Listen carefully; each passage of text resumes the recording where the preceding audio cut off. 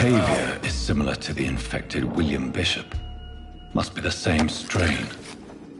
This sickness moves faster than influenza. This key will surely grant me access to the basement.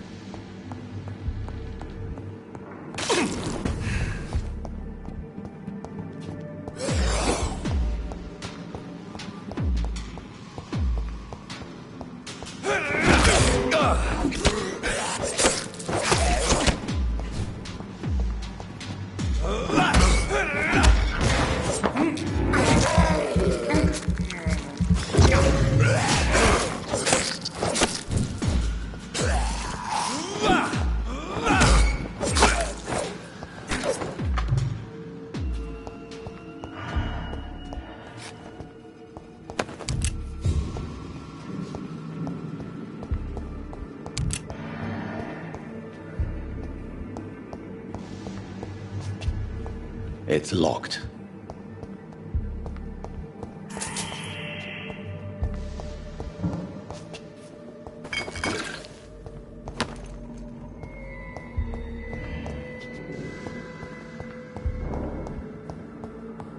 Balls of Mars. Fortifiers. As popular as they are ineffective. But they do contain iron tartrate, and that might prove itself useful.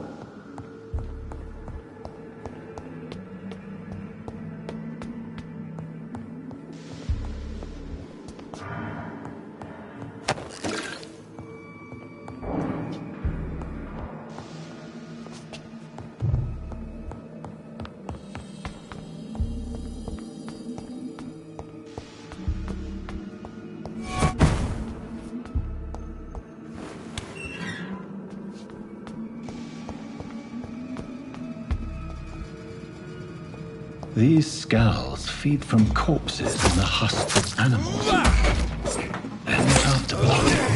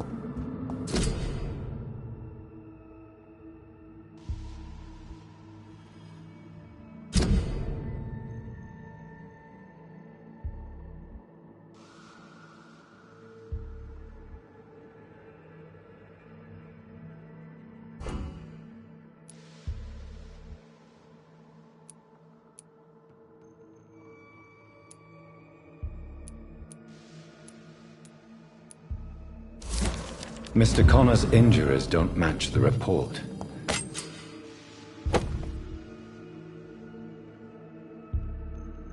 I'd better look into this.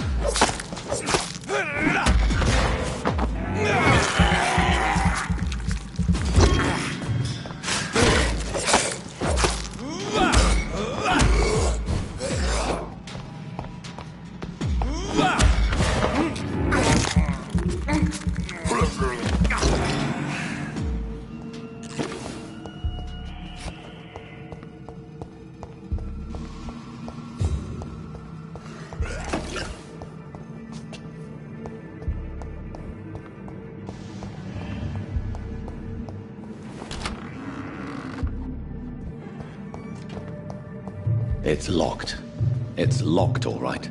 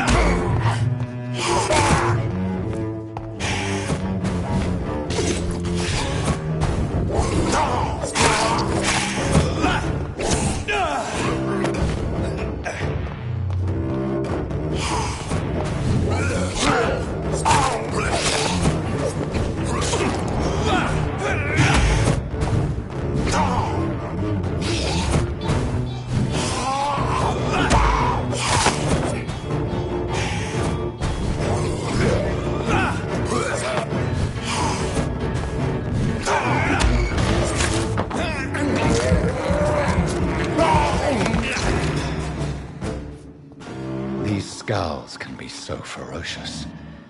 I'm not sure I can defeat them without becoming stronger. To drink blood is so tempting.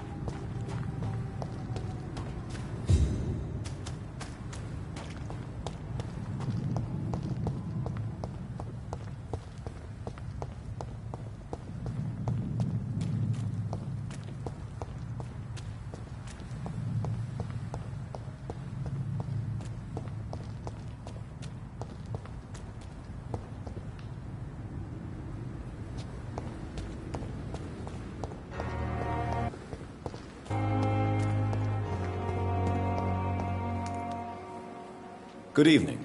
I'm Dr. Reed. Always a pleasure to meet a colleague, sir. Especially when he was supposedly dead. A colleague? Are you a doctor too? Not anymore, sir. I used to be Dr. Rakesh Chadana. Now, I'm just Mr. Chadana, pawnbroker and humble guardian of this morgue. What do you mean, you used to be a doctor? Was your license revoked? No, sir. It is just that I like to be precise. I run a little pawn shop while taking care of the dead. But I used to be a real doctor. Are you afraid or uneasy being surrounded by so many corpses? Why should I? These bodies are empty vessels. Flesh left to decay. Poof! No soul anymore. All gone. How did you get this job? After I left the army, I worked as an undertaker down by the docks. A dangerous place with many an unpleasant business there. Milton Hooks helped me get a job here. An interesting point of view. And quite an exotic one, too. Most people fear, or at least have a respect, for dead flesh. Sir, as a medic during the war, I learned to face my death and the death of others. It's the pain we have to tame, not death itself. Do you work here alone? Yes, very easy work, sir. All I have to do is watch a few bodies. The situation was very different when the main morgue was still open. Why close the hospital's main morgue? It was for sanitary reasons after the beginning of the epidemic. Cadavers had to be moved to the nearest mass grave. Why do you have to watch these bodies? Because these poor fellows have no names. We keep them in case someone comes looking for the missing. Sadly, very rarely happens. Have we met before? I don't think so, sir. Why? When we first talked, you said you were glad to meet me since I was reported dead. A funny story, sir. Your sister came here a few nights ago. You were missing, and she was looking for your body. She must be very relieved now.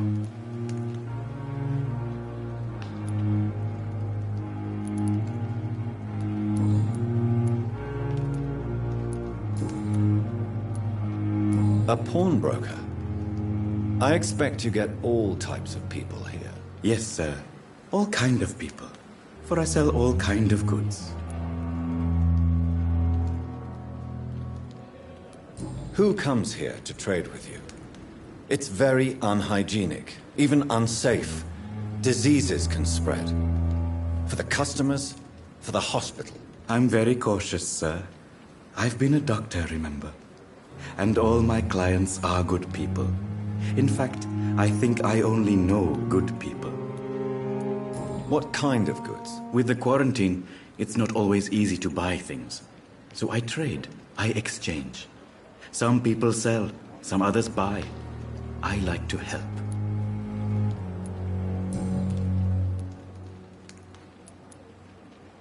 Since you're not afraid of dying, do you believe in life after death, Rakesh? No. I believe we must do all the good we can while alive.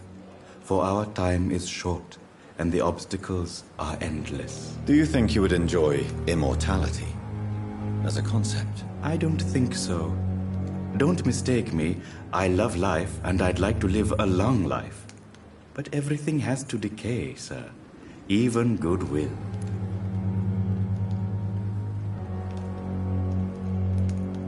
Do you really believe goodwill cannot last? As I said, sir, everything decays. If I was to never die, goodness, I would be bored or worse. And I like to be helpful, sir.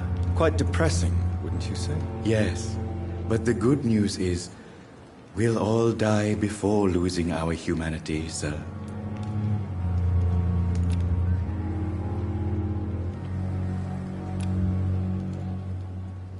Do you need medical attention? I'm feeling all right, Doctor. But perhaps it is because I, too, am used to the smell of the dead.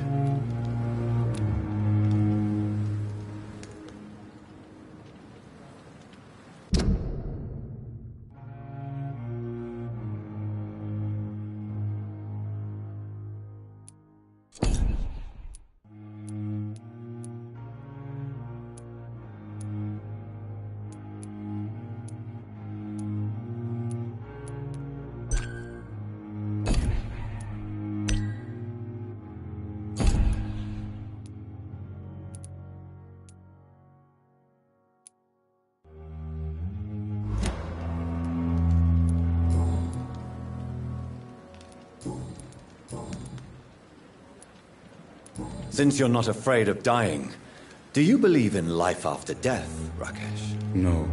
I believe we must do all the good we can while alive. Do you think you would enjoy... I don't think... So you're ready to die? No, I am not. I don't fear death, for I won't see it. What troubles me is the pain my death will inflict to those I know. You're a wise man, Mr. Chidana. No, Dr. Reed. I am a foolish man. But I like to think otherwise.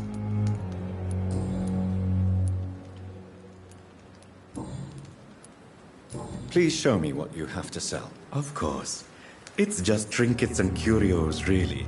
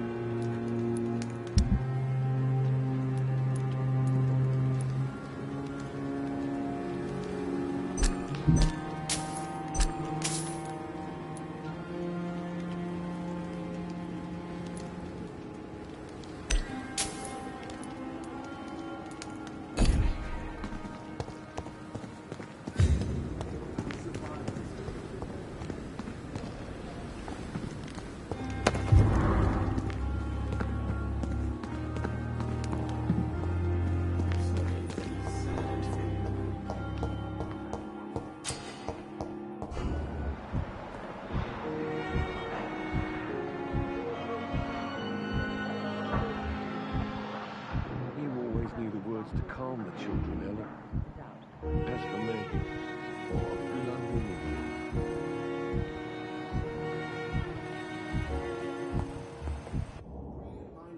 Good evening, sir. I'm Dr. Reed. May I help you? I don't know if a third opinion is needed. Your colleagues are already arguing about my condition. I see. Would you mind telling me more about your situation? I'm Harvey Fiddick. All I want is to get me bloody arm fixed properly.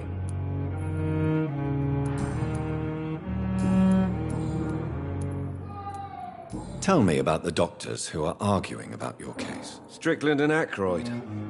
They both want the best for me, but there's a lot of pride there. Doctors are no different from carpenters, it seems. What do you mean? I often had professional arguments with rivals on a building site. Difference is I disagreed about wooden nails, not flesh and bones. Tell me about yourself, Mr. Fiddick. I'm just a regular guy waiting to get his arm fixed, so I can return to work and to my family. I was more curious about what you were doing before being hospitalized. I'm a carpenter, and a good one too. But that means I need both arms to feed my family, Dr. Reed. Are you satisfied with your treatment here? Well, it's clear that I've chosen a bad time to be injured. Forgive my bluntness, but you seem overwhelmed by cases of the flu. I won't lie to you about it. I'm afraid we are. Are you sure you don't want to operate yourself, Dr. Reed? I have the feeling you're very capable. And your colleagues seem to think so too. In other circumstances, you would be right. But for now, I don't think I can take on the responsibility. My apologies.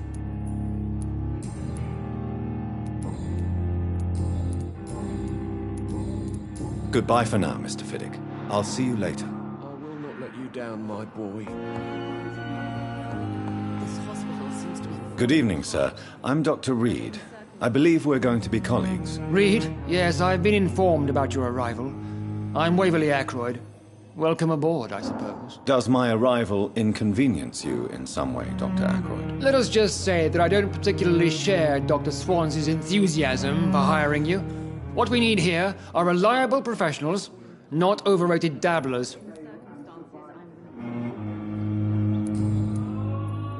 If you have a problem with me, Dr. Ackroyd, please feel free to tell me. Dr. Swansea has imposed your presence on this hospital without asking anyone's advice.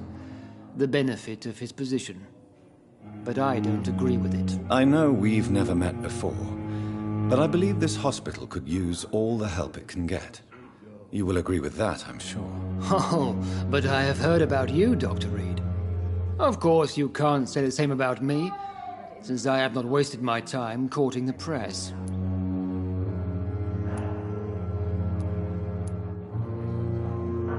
There is no need for such animosity between us. Don't you think the epidemic is already enough to deal with? That is one point we could agree on. And that is precisely why I want to be sure that you will be of help to this hospital, instead of a burden.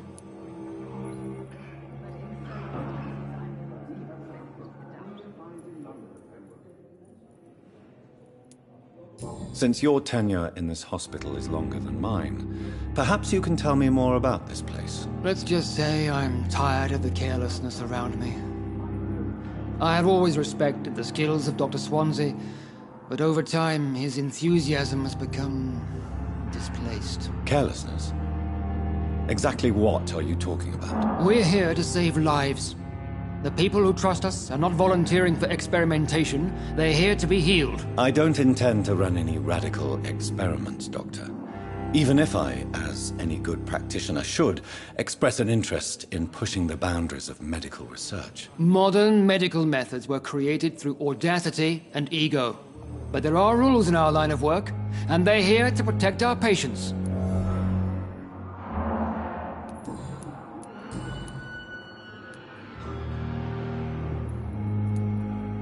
It seems you have bad memories of your military service. I refuse to see this industrial slaughter as scientific progress. War only reveals the worst in men. We can at least agree on something, Dr. Ackroyd. I don't know what you've heard about me, but I have already proved my value as a practitioner. I don't question your skills, Dr. Reed, but your motive. Is it money, fame, or are you truly dedicated? And what exactly is that supposed to mean? I served in the war just like you. But unlike you, I did not use the wounded to play the modern sorcerer. Be careful what you insinuate, Dr. Ackroyd. I only want you to admit you used those men to improve your theories.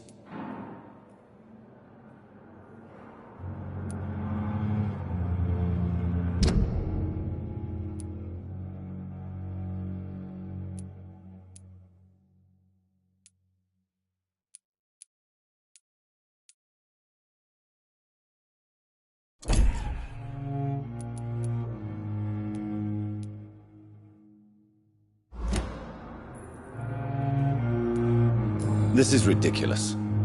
My blood transfusion technique saved many lives, and you know it. You see? That is exactly what I hate about people like you. You avoid this kind of accusation instead of facing reality. I don't know what you've... I don't... And what exactly... I served... Be careful. I only want... This is ridiculous. You see?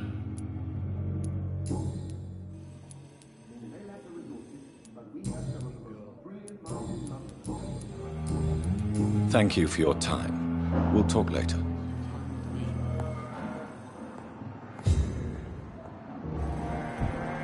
This hospital seems to be falling apart. Finally, you've returned, Doctor. Did you find anything of value? Yes, nurse. You've worked your first miracle, Doctor. Now, this patient here needs immediate treatment. Duty calls? When the storm has passed, I'll show you how to mix the remedy yourself with the same basic ingredients. Many thanks, Doctor. When you've finished, you ought to report to Dr. Swansea in his office. He's been looking for you. Seemed pressing.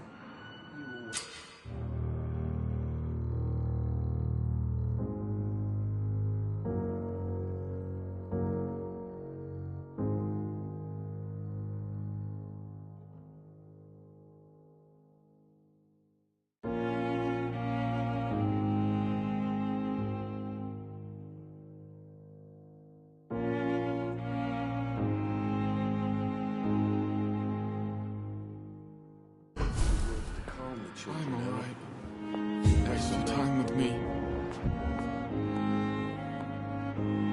Good evening, madam. Can I help you? It's my son who needs you, sir. I'm Dr. Jonathan Reed.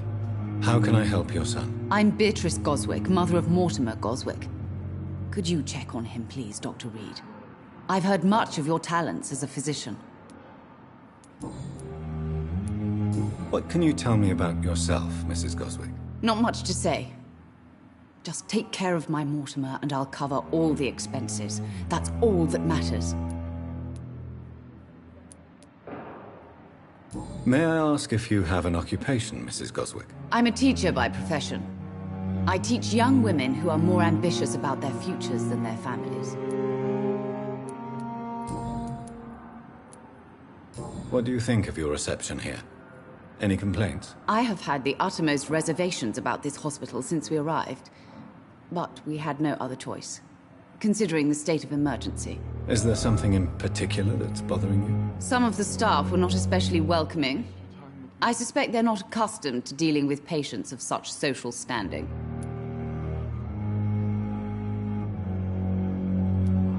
What can you tell me about yourself, Mrs. Goswick? Not much to say. Just take care of my Mortimer and I'll cover... Are you really that rich? Most of the patients here are of a more humble origin, if I may say so. Yes, thanks to my husband. May he rest in peace. I can cover any needed medical expenses. Tell me more about your arrival at the Pembroke Hospital. What gave you such a bad first impression? The ambulance driver was quite rude, for a start. And that nurse, Miss Hawkins, seems to have quite a dubious attitude. What do you mean? She managed to secure a bed for my son despite the epidemic. It was a relief, but it wasn't cheap.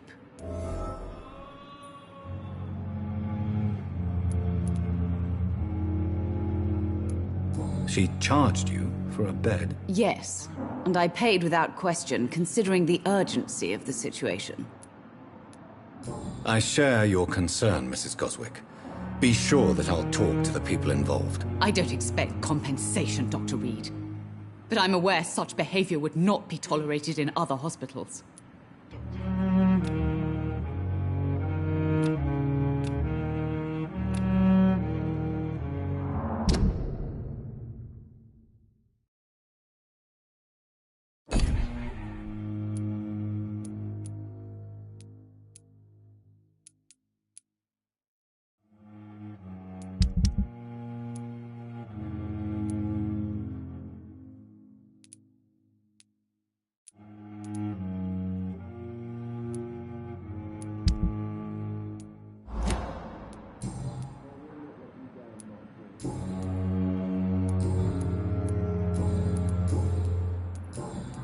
Goodbye, Mrs. Goswick. Good evening. I'm Dr. Reed. Can I help at all? No, Really? Why are you here, then? I don't want to talk. My throat hurts too much. I suppose that this pain is the reason you're here. Is someone taking care of you? Yes. And no. Could you at least tell me your name, sir? Mortimer. Mortimer Goswick.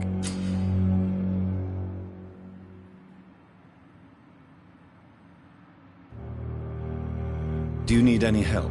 I'm afraid I may, sir. I don't mean to be a burden.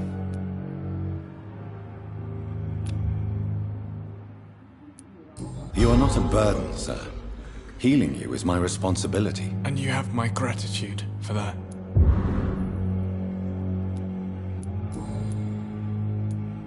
How painful is your throat, Mr. Goswick? So painful I'd rather not talk at all, Doctor. I'm sure you realize a doctor and his patient have to communicate, sir.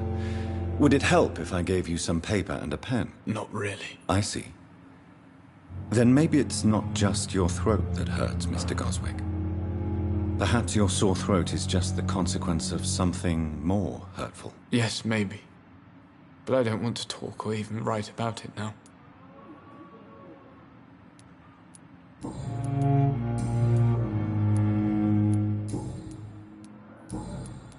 How painful. So painful I'd rather not. I'll let you get... I'm with me. With you at our side, Dr. Reed, I know that Pembroke will prevail and survive. You always knew the words to calm the children, Ellen. As for me, what a blundering idiot. Good evening, Mr. Goswick. How are you? I'm okay. Tell me about yourself, Mr. Goswick. I don't want to talk, Doctor.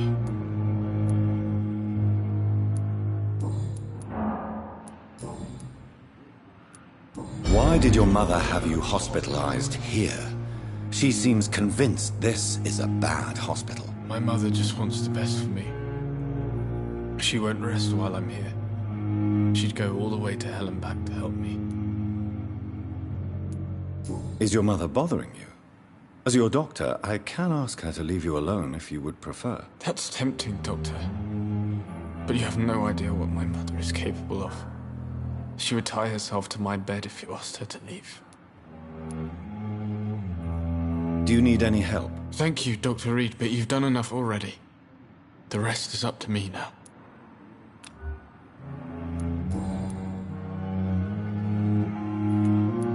Why did your mother have you hospitalized here?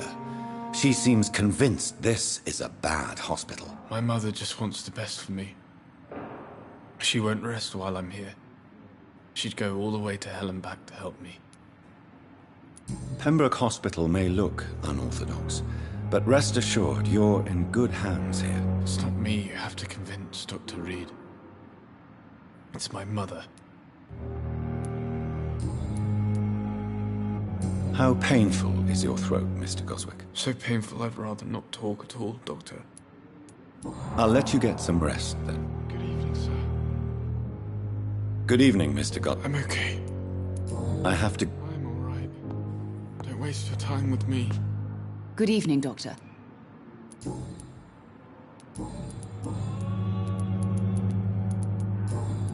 Goodbye, Mrs. Goswick. Reads me like a book. I never could keep anything from her. Dr. Reed, may I help you?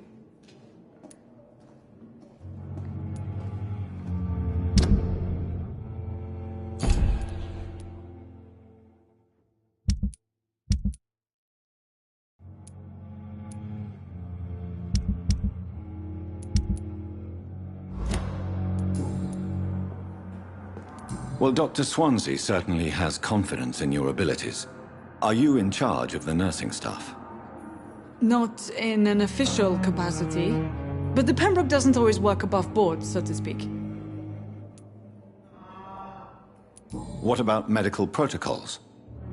Dr. Reed, we don't have the money and resources here at the Pembroke like they do in the West End. We do what we can.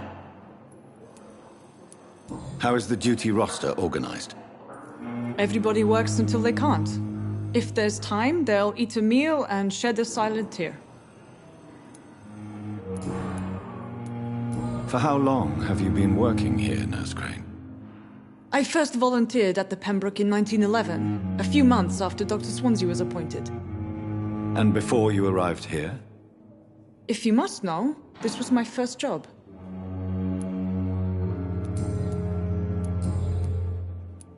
What can you tell me about the epidemic, Nurse Crane? I've been out of touch since I've come back to England.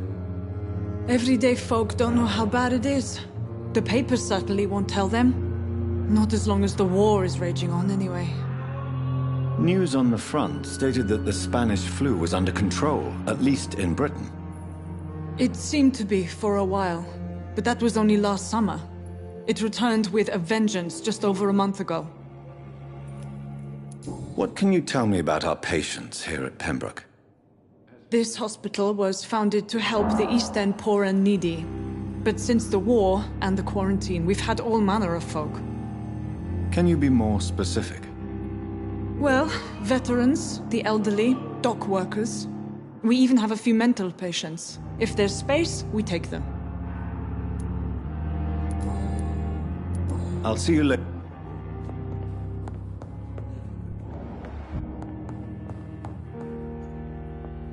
Good evening, Doctor.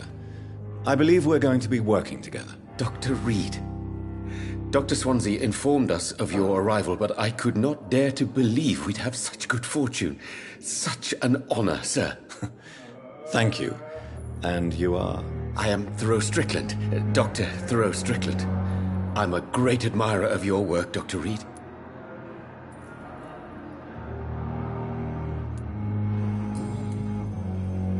Please, could you tell me something about yourself? I'm a great admirer of your work concerning blood transfusion, Dr. Reed. I run my own experiments. I'm convinced it's the future.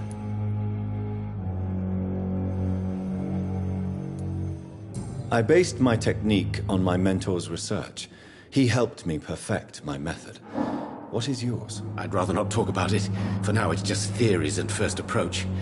My process is purely experimental and unsuccessful. As long as you're cautious and methodical, you may remain empty-handed, but you won't fail.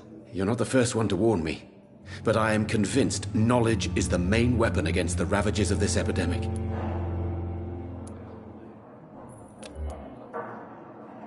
What made you choose to be a doctor? I'm not ashamed to admit you and your work have inspired me.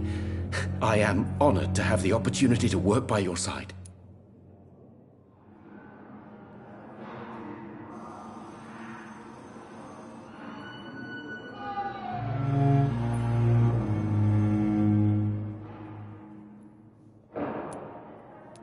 It's always a pleasure to share scientific and medical knowledge with someone eager to learn. I'll be glad to help you if I can. This epidemic may be the century's most terrible disaster, but I'm convinced that we, as doctors, are the only ones able to defeat it.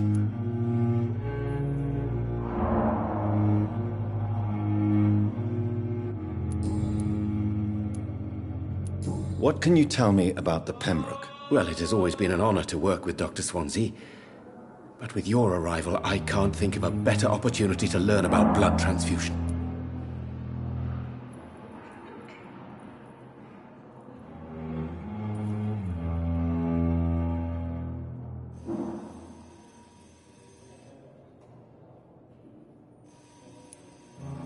You seem quite optimistic.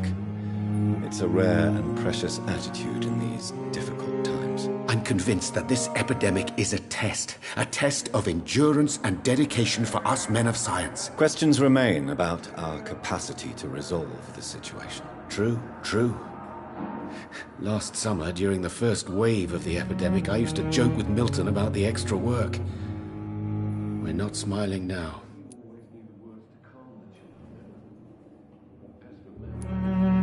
Do you need help with anything in particular? Well, yes, maybe.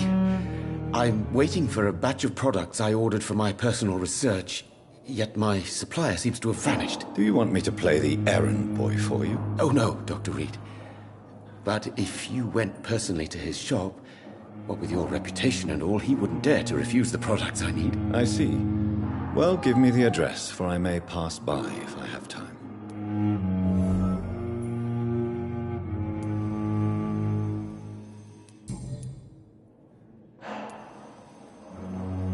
What do you think of Dr. Ackroyd's aversion to modern medical methods? It's a shame he's so narrow-minded.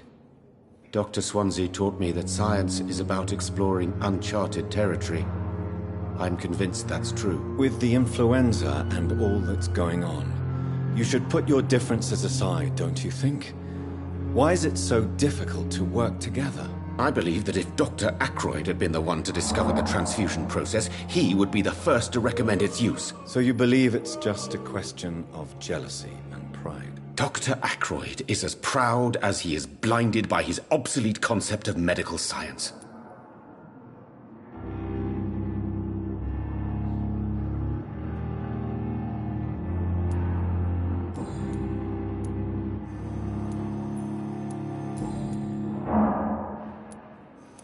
Tell me more about your willingness to experiment with new medical techniques. Harvey Fiddick is a patient suffering from a severe injury that could cripple him if not treated correctly. I'm convinced your blood transfusion technique could help him. What is it you really want? To save him, or to prove your point? Fair question. I want nothing but to save my patient, Dr. Reed. Especially since I know Mr. Fiddick's story. Tell me Mr. Fiddick's story. Our first diagnosis was compromised because Mr. Fiddick lied to us about the real origin of his injury. He first claimed it was an accident. But why would he hide such crucial information from us? Because he is a proud father, ashamed of putting his children at risk because of his own negligence. This personal involvement could also appear to be a lack of impartiality. You must know that a good surgeon must remain neutral. I agree. But that does not excuse Dr. Ackroyd's behavior, a man who did not even take time to converse with his patient. Do you think keeping his distance was a mistake? All I know is that I'm taking care of human beings with desires, hopes, and fears. Not some biological machine comprised of blood.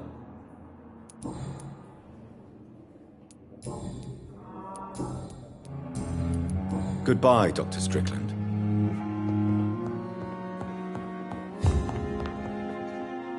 Good evening, Mr. Fiddick. Good evening, Doc. Tell me about your injury, Harvey. Why do you feel so guilty about it? My wife died because of me. And now I may lose everything because I've been careless enough to hurt myself. What an arsehole. How could your job be responsible for your wife's death? I was working a double.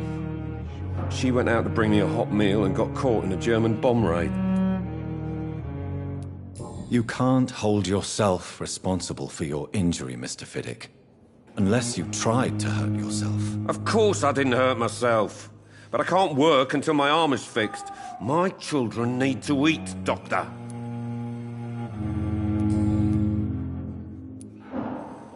Tell me more about the death of your wife, Harvey. 1915. I was in the army. Building workshops for the Royal Flying Corps. Helen was happy I wasn't sent to the front. What happened? The Germans sent Zeppelins to bomb the construction site, but they missed their target. My wife was bringing my dinner when the bombs fell. How are your children after losing their mother? They were smaller then.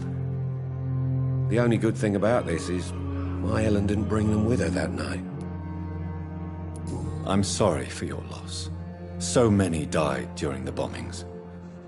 I served in France and witnessed the carnage there. I would like to say that she didn't suffer. Truth is, I have no idea. I just know that I'm all that me kids have. Poor little bleeders.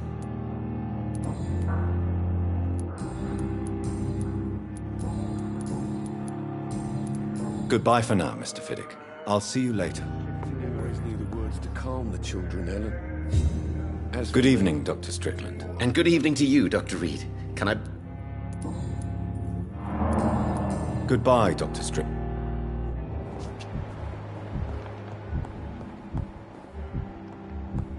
My sweet girl.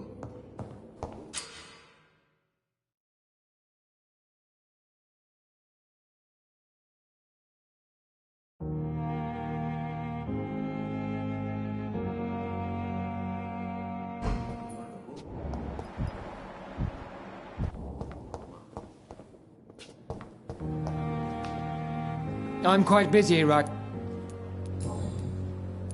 Tell me, Waverly, what do you think of Dr. Strickland's enthusiasm for his experimental research? Strickland is playing with his patients' lives for pride and glory. Now that, sir, is unethical. Are you thinking about something in particular? Harvey Fiddick needs delicate surgery. I believe we should stick to the usual procedure, but my young colleague obviously disagrees.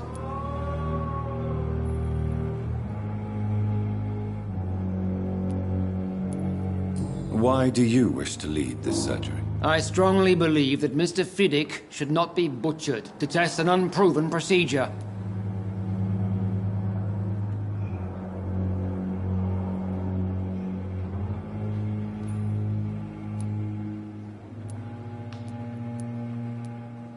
Other people may say that's too conservative a point of view. Conservative? And what are you going to say to Mr. Fiddick if he loses his arm because of the operation? Because that's what's going to happen if the surgery is a failure.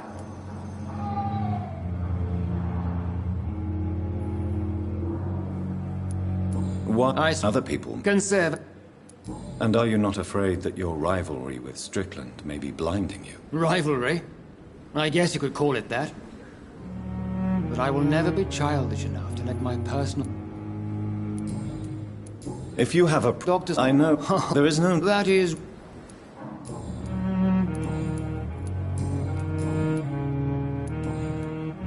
Thank you for your time.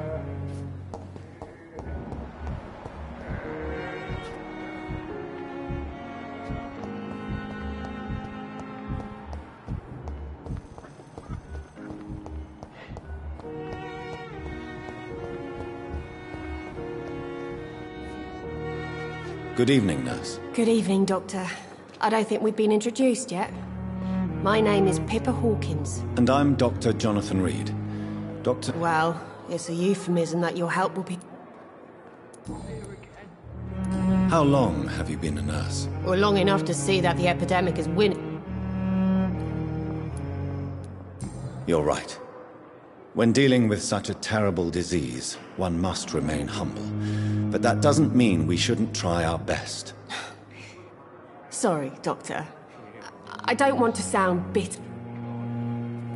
How is the Pembroke staff coping with the epidemic? Well, not well. Milton, the ambulance driver, is even more grumpy. Why is Milton grumpy on a daily basis? Is it just an act? Milton's not the kind of man who's bothered about a bad... Why does Milton dislike doctors? I don't know. Just ask him. But be warned. Milton is not the chatty type. How would you describe this? It's serious.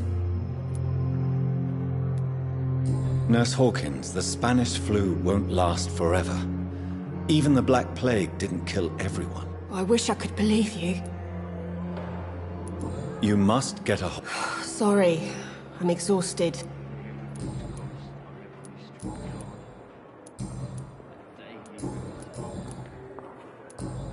Goodbye, Nurse Hawkins.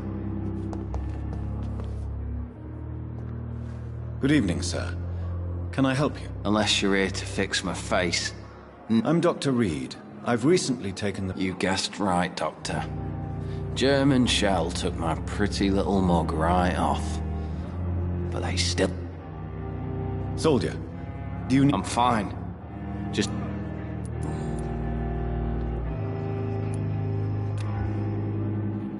How is your stay with us, Mr. Elwood? Oh, it's bliss. I just escaped death in the trenches to be surrounded again by the moans of the dying. Can I ask you precisely why you're a patient here? It's the pain, sir. The drugs don't work. It just hurts under the scars, if you get my drift. Who is treating you? Is someone in particular looking after your case? Nobody since the old and tired doctor spoke to me. Started to think I was forgotten about. Wouldn't blame you. You don't seem worried by that. My face hurts so much more when I smile or cry. I've learned it's easier not to speak. But be assured I'm smiling inside. Can I do anything for your pain? Nurses gave me a bunch of pills. No effect. Told you. It's like the flames are under my skin, burning away.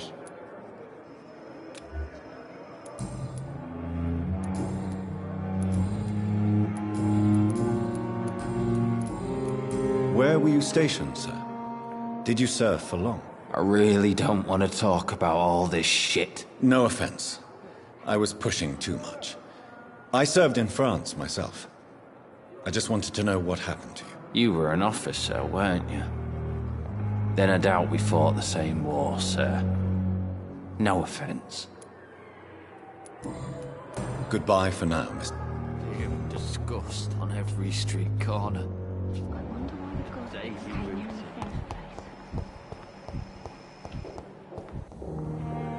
Good evening, miss. I'm Dr. Reed, the new surgeon at the Pembroke Hospital. And who are you? Your name has no meaning to me, mortal. You're nothing but dust blown by the winds of eternity. I beg your pardon? What are you begging for, mortal? My clemency? Well, tonight maybe I'm inclined to mercy. You'll never forget the night you met Thelma Howcroft. You keep calling me mortal. Why is that? And if I'm mortal, what are you? Well, Dr. Reed, if you must know, I'm a vampire.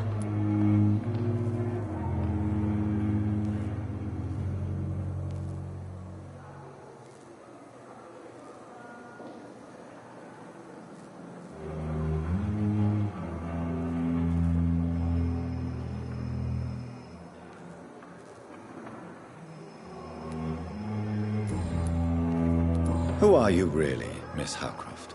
I mean, apart from being a vampire. Is that not enough for you, puny mortal? What do you require? Proof of my powers? I'm curious to know who you were before becoming a vampire. It was such a long time ago, I don't remember. Centuries of unholy life can have strange effects on one's minds, you see?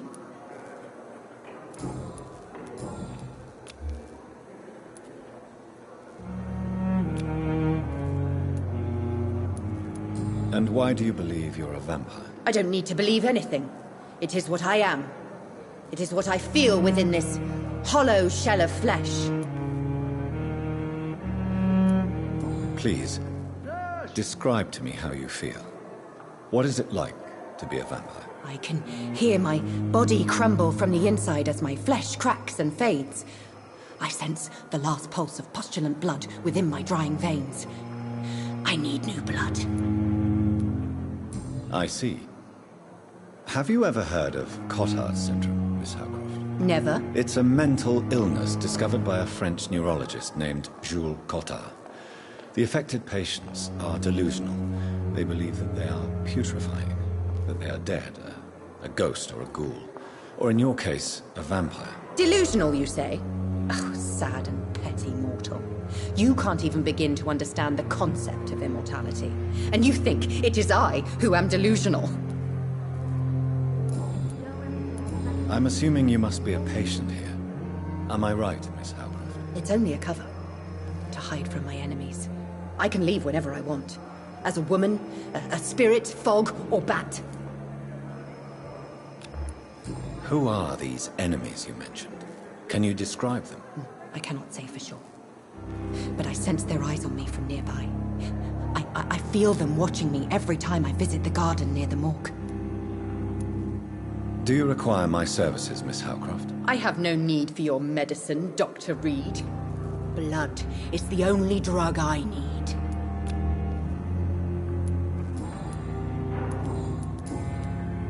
I'm assuming you must... It's only a cover. It's only a cover. The staff here are not your... I'm not speaking of the doctors in white. I'm speaking of the men and women who hunt me. For I am a vampire. I see. Don't worry.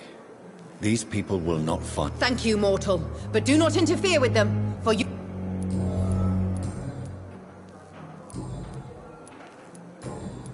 I'll leave you.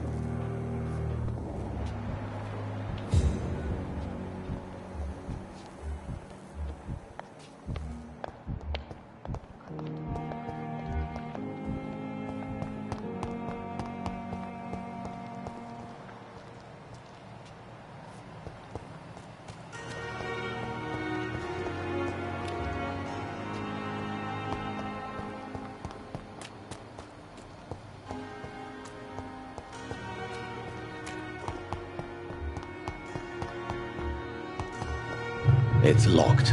It's locked.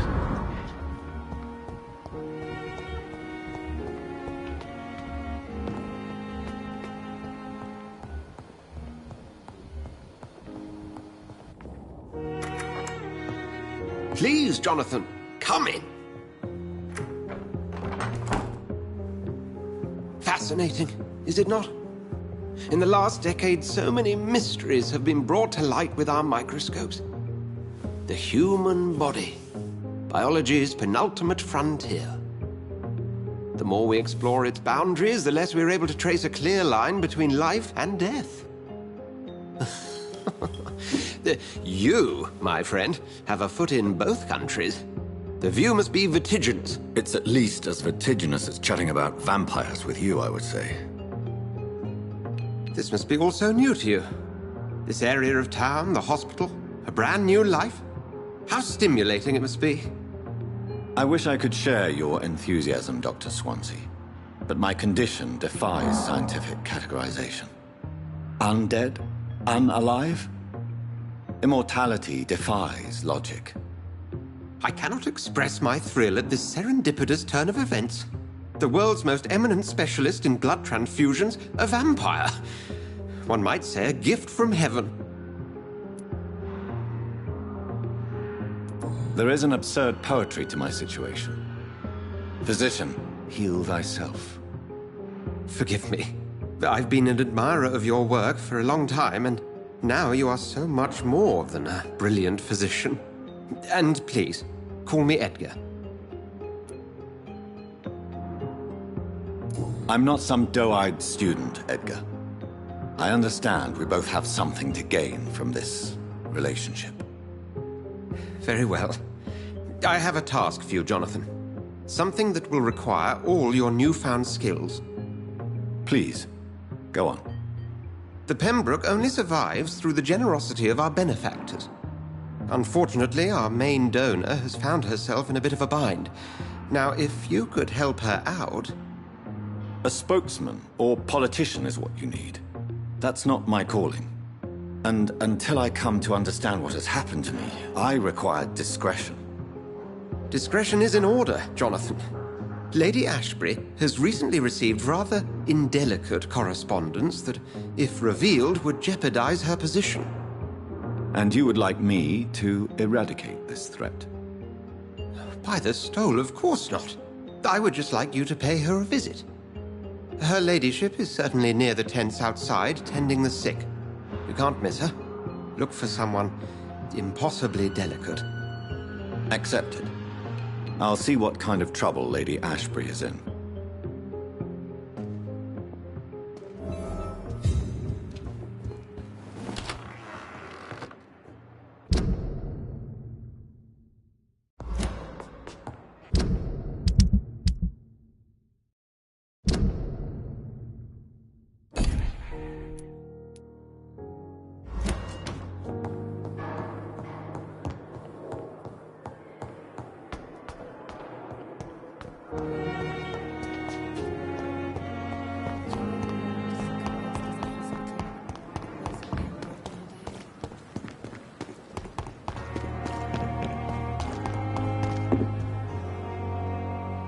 The flu took my dear wife, Emily.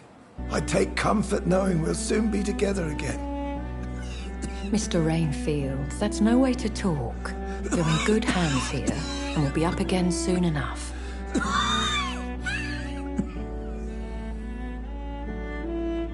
Now do me a kindness and get some sleep.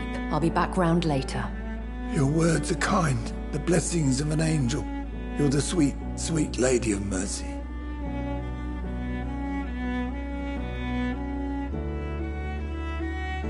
Good evening, Dr. Reed. It's a pleasure to see you again. You seem surprised. Dr. Swansea has brought me up to speed concerning your recent appointment to Pembroke Hospital. You're a the lady who saved me that night, before vanishing into thin air. I remember you from the pub with Dr. Swansea. Indeed. Allow me to introduce myself formally this time. My name is Lady Ashbury. I remember you well, in spite of the brevity of our encounter.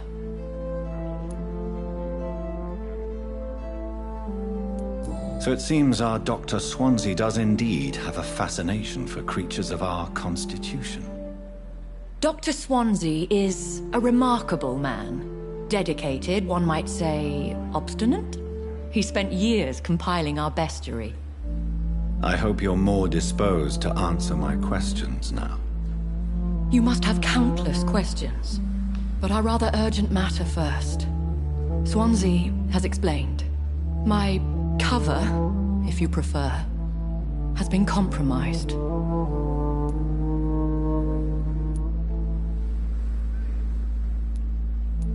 Have any of the patients given you trouble? These poor souls have so little left to live for. I do my best to ease their pain. The world would be a better place if it were cared for by women like you. You make me blush. I am simply a necessary evil. Pardon my boldness, your ladyship, but I have questions concerning this condition we share. As a newborn, your hunger for answers is rivaled only by your thirst for blood. But the questions need wait. I'm a scientist. My trade is in the deciphering of mysteries, and I need information to feed my mind. I will gladly answer every question you have, but first, prove yourself capable of resolving my predicament without eating the culprit.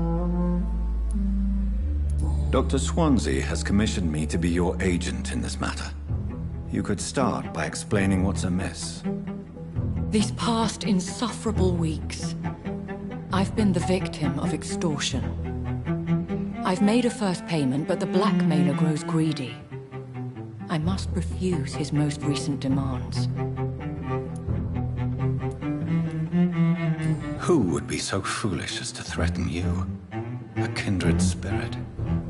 Even if it were the case, and I highly doubt it, a vampire would have asked for something more valuable than money. My suspicions lean toward a patient or their family. What are your expectations? Please be precise. As the newly appointed surgeon of this hospital, you are in an excellent position to ask innocent questions and deftly learn the identity of my blackmailer.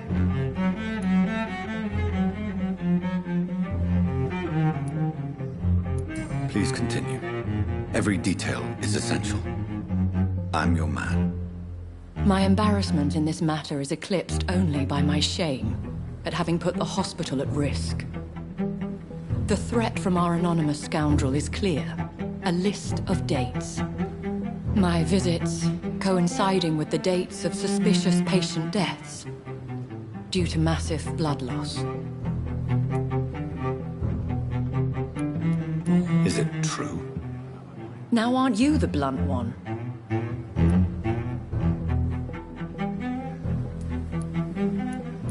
Excuse my impertinence, your ladyship. This is not an interrogation. I assure you that this line of questioning is in your best interest. In all honesty, I'm not simply a patron to the hospital. My visits serve a dual purpose. Dr. Swansea has been treating my condition with a revolutionary technique of blood transfusion. It seems you are a specialist in the domain. I'll take care of it. Do you know where I should start? If that was the case, I'd settle the matter myself. You could talk to our local gossip, Harriet Jones. Not a pin drops here without her hearing about it. I'll meet that woman now. My life, as others know...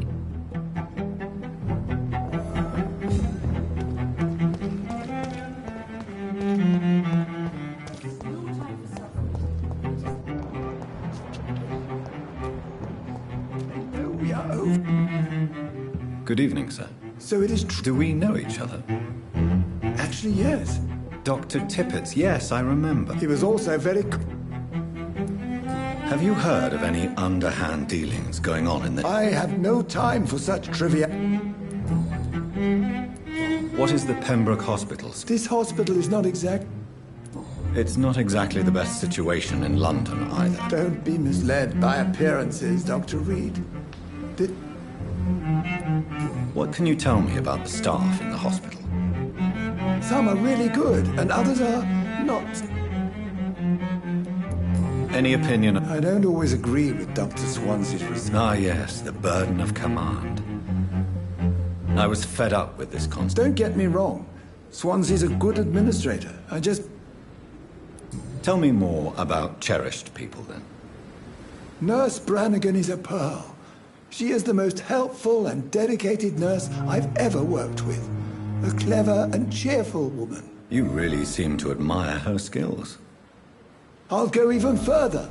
If she was a man, she would be a damn fine practitioner. You're exhausting yourself, Corcoran. Maybe you should think about preserving your strength. No. We must keep on healing all those poor souls. We are the last rampart before chaos. Once more, unto the breach.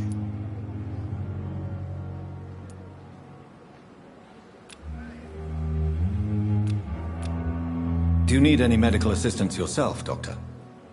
Come on, don't... No. Nurse Brannigan is... She should not have told you that. I will have a word with her. You don't have to blame her for her honesty. I'm not that kind of man, my dear Jonathan. Actually, Nurse Brannigan's opinion is the only one I may listen to.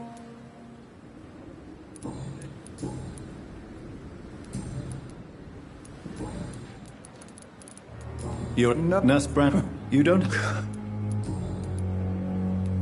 Goodbye. Good evening, Nurse Brannigan. Good evening, Doctor.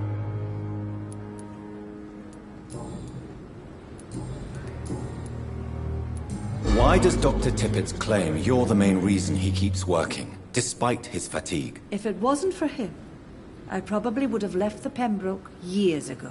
Dr. Tippett does not think of you as just a nurse anymore, does he? If you're suggesting he's not taking my gender into consideration when it comes to medical practice and knowledge, I really hope he doesn't.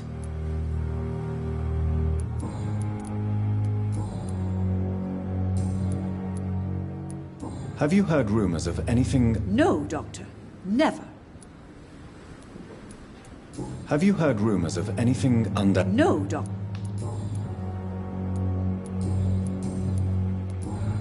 Goodbye, Nat.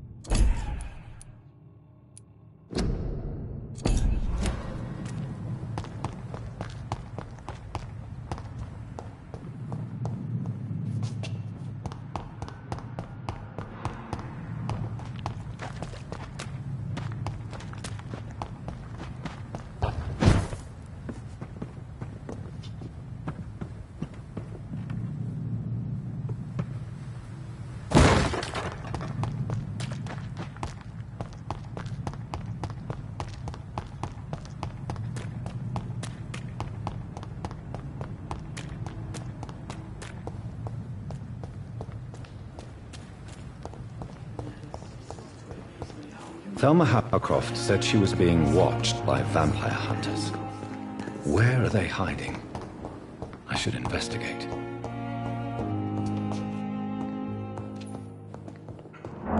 I cannot enter.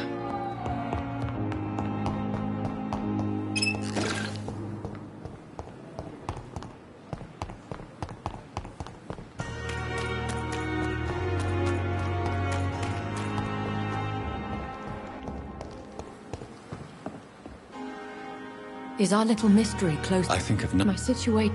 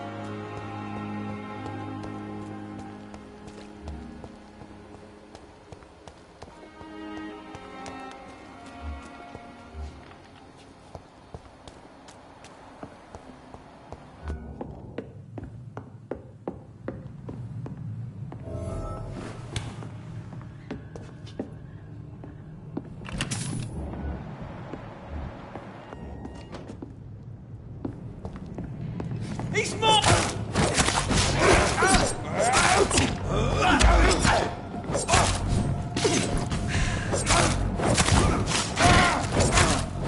We have to stop it!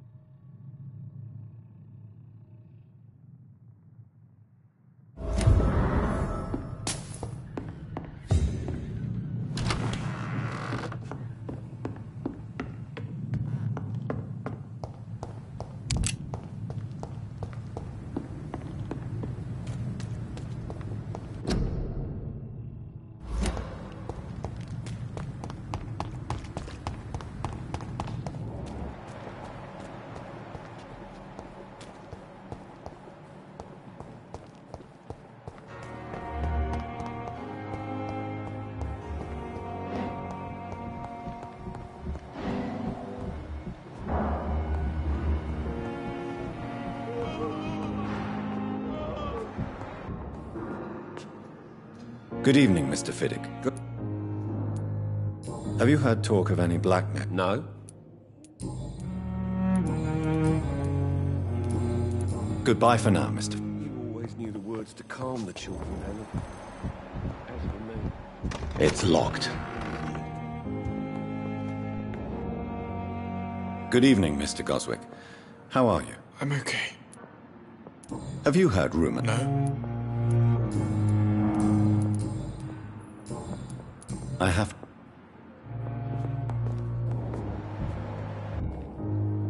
Good evening, Doctor. Have you heard rumor? Dr. Reed, are you trying to... Of course not, Miss... Well, go be curious.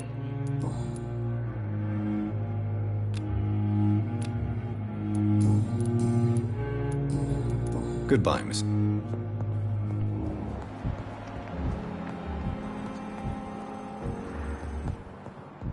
will not let you down, my friend.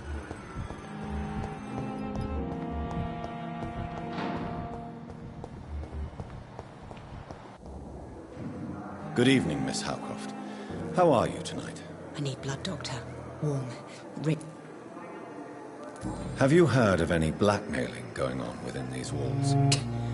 I have no... Tell me, Thelma, what do you really know about vampires? I saw one and he saw me. I watched him hunt and kill. I saw his terrible wounds heal as his victim died. And then I knew I was saved. You mean you actually saw a vampire? Here in London? Yes, And it has been the answer to my pain. I must drink and kill to regenerate my decaying body. I am a vampire too. You have no idea what problems your claim could cause if heard by the wrong people, Miss Howcroft. You must stop this nonsense, now. Why fear the truth? Strange things live in the dark, Dr. Reed. Strange and ancient beings that were here before this island even had a name.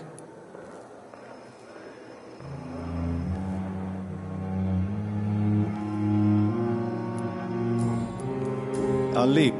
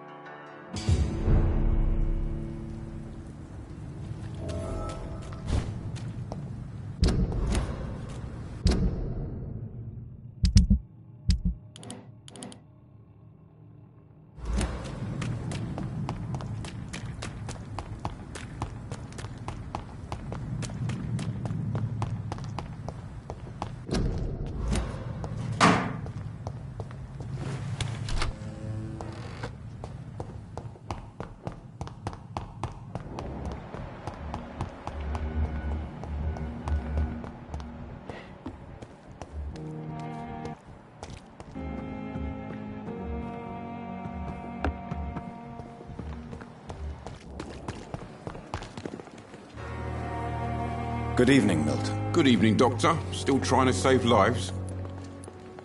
I have some good news, Milton. What? The epidemic's over? I retrieved your wallet, with all the money and a certain picture. Well, yeah, Pippa Hawkins is my girl. So what? Is it the difference of skin colour that bothers you? Not at all, Milton. Good. Please, take this money anyway. To remind you to keep your mouth shut. Not everybody is as broad-minded as you, Dr. Reed.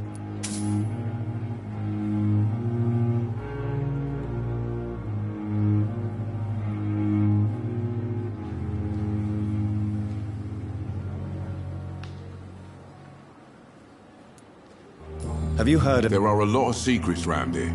I'm not... What kind of secret? I'm not in the gossip business, Dr. Reed. Why do you have such a mediocre reputation among your colleagues, Milton? Fuck them. Nobody knows the horrors I've seen since working here. This city was sick long before the epidemic, Dr. Reed. I know it's a difficult task, but correct me if I'm wrong. Is this not the job you are paid to do? I've seen babies left to die while their brothers were properly fed. Underage girls and boys sold to all manner of perverts. I'm sorry, I don't know what to say. Yeah, exactly. We lack words. So excuse me if I don't look on the bright side of life.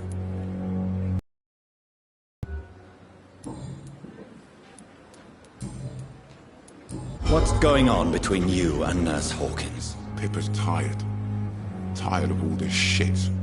Tired of all those corpses piling up. She's as depressed as I am.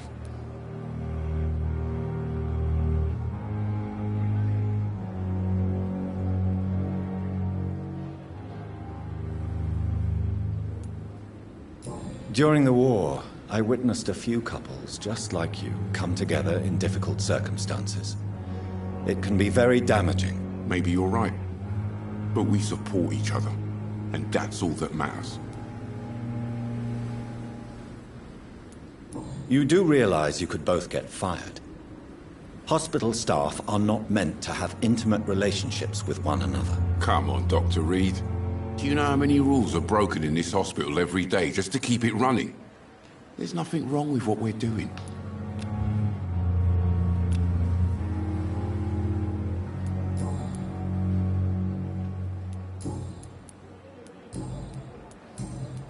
Goodbye, Mil.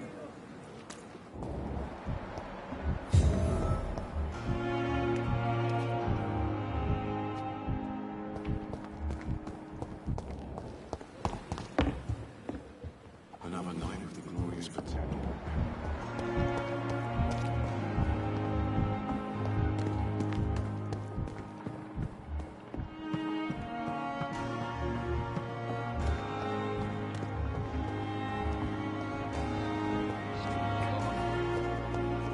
Daily routine. Good evening, Nurse Hawkins. Good evening, Dr. Reed. Have you heard of... I don't have time for such Blackmail is a serious matter, Nurse Hawkins. Everything is serious around here, Dr. Reed. Starting with patients who need me. Are you certain? You seem nervous. If you have something in mind, just speak up, Doctor. Otherwise, stop breathing down my neck.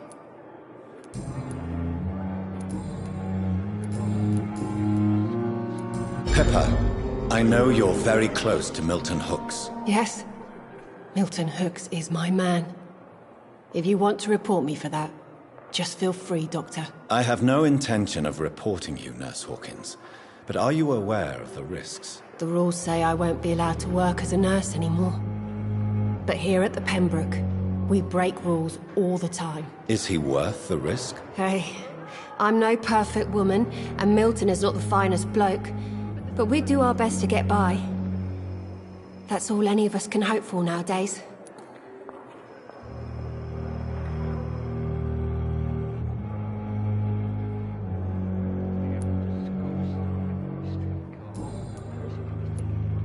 Have you heard of any... I don't have time for such nonsense, Doctor. I've work to do. Goodbye, Nurse Hawkins.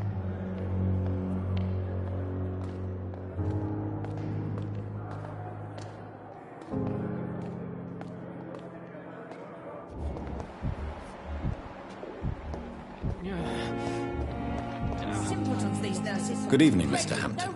How do you feel? Dr. Reed, is it?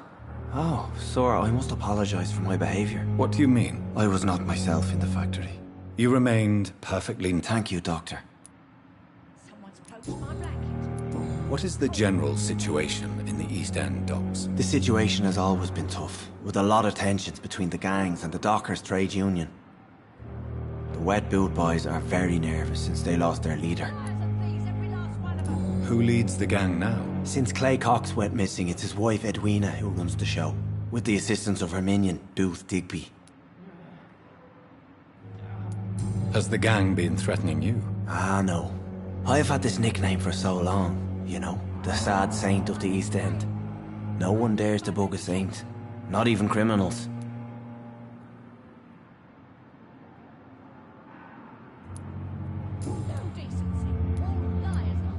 Do you know Tom Watts, the bartender from the Turtle?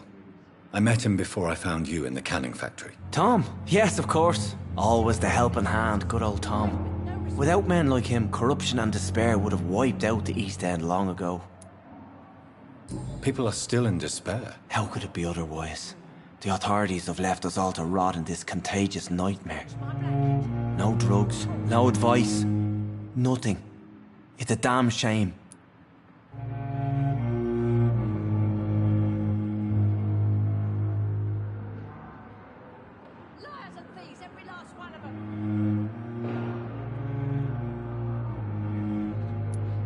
Who should I avoid in this part of town, then? Any particularly evil figures? Not really. Most men and women are just doing their best. And it's not my habit to speak ill of people. How did you end up in William Bishop's den? I had received alarming news about his recent behavior. I went to his place, and he refused to let me go. Why did he abduct you? William was an alcoholic. His addiction suddenly changed to blood. I don't know why. Just like a patient I met here. This Miss Hawcroft. You dared to enter this awful place alone. You're a hero, Mr. Hampton. Or a fool. I'm just a man trying to help his friends, Dr. Reed. William Bishop was a conflicted soul, searching for light.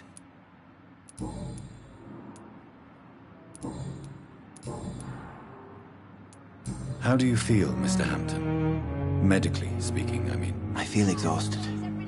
Beyond exhaustion, actually. William drank so much of my blood in his madness. I feel... empty. You're in good hands here. Dr. Swansea is well versed in blood transfusion, and I'm sure he'll... Thank you, sir. I believe all I need is... What do you do for a living, Mr. Hampton? I can't help but notice the cross around your neck. I manage a night asylum for the poor and homeless of the docks. And I try to guide the lost and hesitant on the... Are you a priest, Mr. Hampton? A deacon, maybe? Not at all, Doctor. I'm just a man of faith willing to preach the good word. Why didn't you use your cross against William Bishop? To repel him somehow? That's a very strange question, Doctor. A cross is no magical token, if that's what you were trying to say. Not mine, anyway. Have you made friends since you arrived? Not really, but I recognize Miss Harriet Jones. I knew her when she lived by the docks. That poor woman had such a miserable life. You never came to see her here at Pembroke? Receiving visits when sick can be an important part of the healing process, you know. We're not just bodies. You're preaching to the converted now, Doctor. To be truly honest, I thought she was dead. She left the docks many months ago. Goodbye.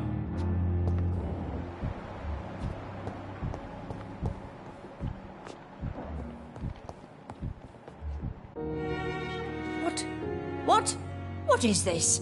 Who are you? Get out of my room. There's no need for alarm, madam. I'm Dr. Reed, the new surgeon.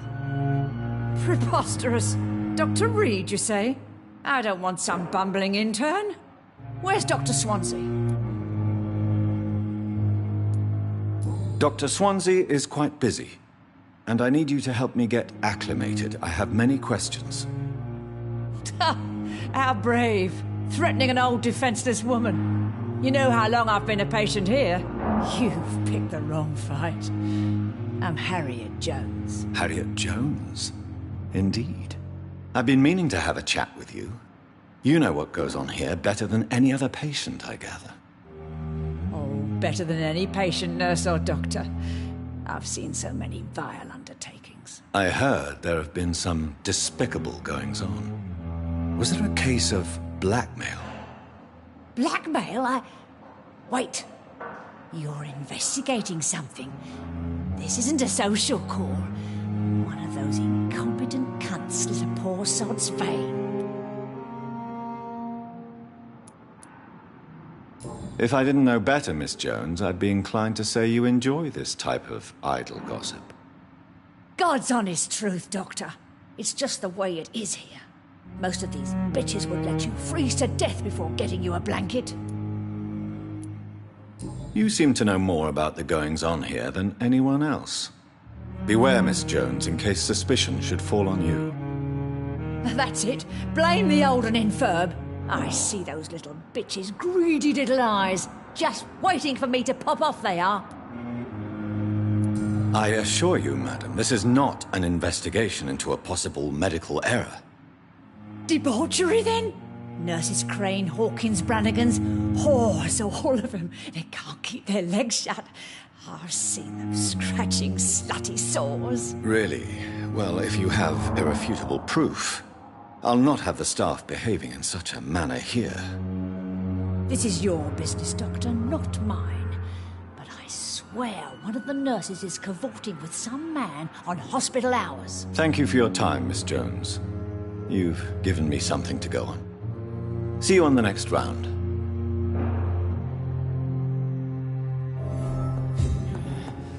The patients and staff might know something. I'll start my investigation with them. Here again. Good evening. I need blood, Doctor. I wish I could be sick again. Feel my blood boil with the fever. Doctor, please. Good evening, Nurse Hawkins. Good evening, Dr. Reed.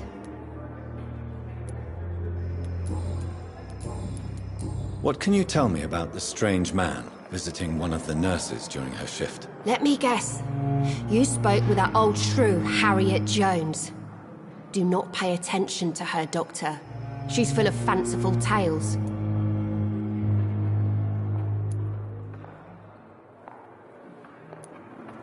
She could have been telling the truth about the mysterious man. That old witch will end up in hell soon enough. Who cares if a nurse finds some happiness where she can? No matter how you feel about her, Miss Jones deserves our help. Who says I don't care for her? Hate is what keeps that old crone alive.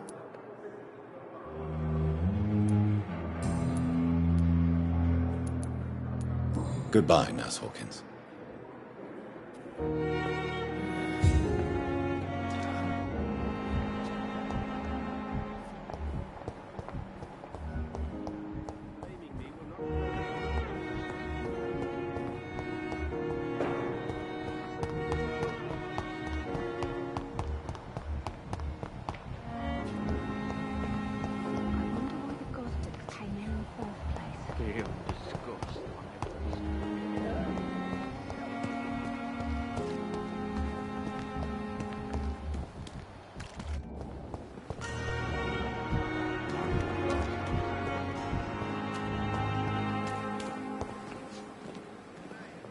Good evening, Mr. Cox. Dr. Reed. Still working at night, I see. I like that. And why is that? People who don't sleep at night always seem more alive to me. More interesting, one way or another.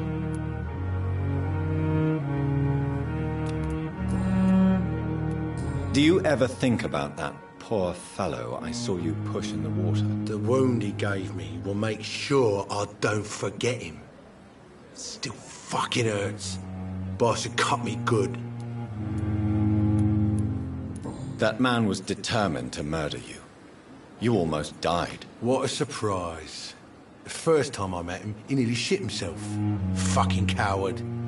I guess revenge gives you balls. What did he want? Revenge? I recently had to kill his brother. Poor arsehole thought it would be easy to return the favour.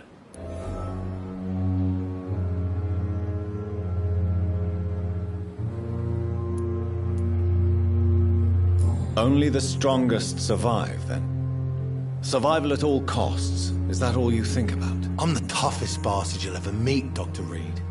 And I don't give a fuck what you think of me.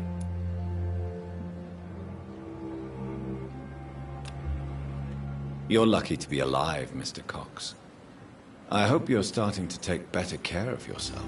This place is full of sickness and decay. How could I get better in such a dump? Consider yourself lucky that I'm treating all of my patients equally. But don't push your luck. Don't play the innocent with me. I'm sure you have good reasons to act this way. And also weaknesses that can be exploited.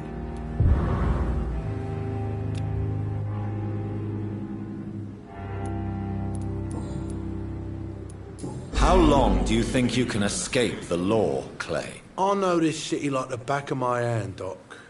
I know its streets, who to pay, who to avoid, and who to bully. I won't get caught. We can't escape the consequences of our actions. The past catches up with us in the end. I ain't afraid of death. I don't hide who I am. I live my life honestly, which is more than I could say for most folks. And who are you, then? I'm the leader of the Wet Boot Boys. One day, I'll leave this shitty place and punch in the face all who thought I would not come back.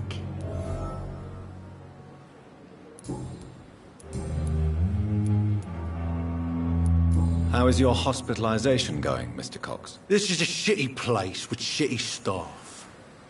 But as long as I'm treated all right, I'll be fine. What's wrong with the Pembroke staff? That bastard you sent to bring me here, Milton. I thought he was going to break all my bones before I reached my bed. I see. Any other smart comments? The nurses aren't too ugly.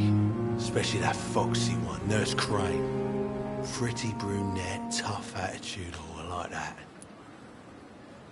What's wrong with the hospital? Come on, Dr. Reed. The place is a dump.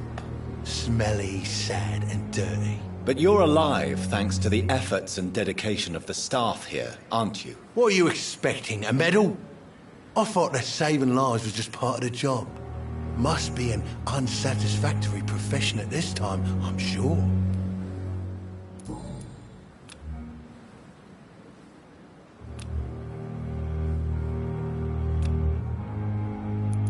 Do you ever the wound?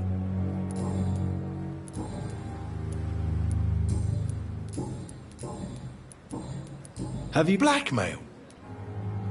I'll leave you.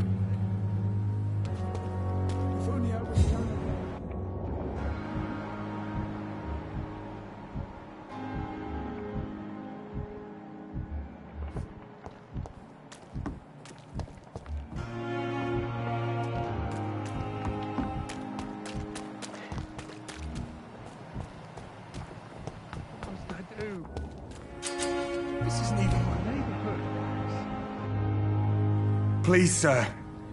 I need help bad. What's going on? I'm Blight, sir. Mutant Blight. I've lost my mate. Can't find him anywhere. I'm Dr. Jonathan Reed from the Pembroke Hospital. Please, calm down and give me more details. Oswald and myself were both infantry, sir. We were en route for the hospital, but... well, we had a disagreement. And Oswald ran off towards the canal. How long have you been searching for him? I can't go there. Too many rats by the water. Fucking rats. Can't stand them since the war, sir. Can't stand them at all. Don't be ashamed, Mr. Blight. Many soldiers who survived the trenches suffer from musophobia. What can you tell me? His name is Oswald Thatcher. What can you tell... His name is... What can you tell me about... I'm Oswald's best friend. We served in the same regiment, sir. We've taken care of each other since we came back from the front. Where was your friend the last time you saw him? He went down by the canal. He didn't want to go to the hospital. I think he went to the sewers on purpose. So I couldn't go after him. This is a dangerous part of... We were looking for the Pembroke Hospital. We both need help. Treatment, I mean. To get some sleep. Just need to feel better, sir.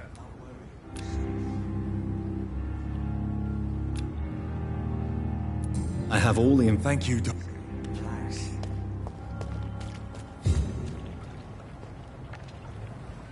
Don't worry, you're safe.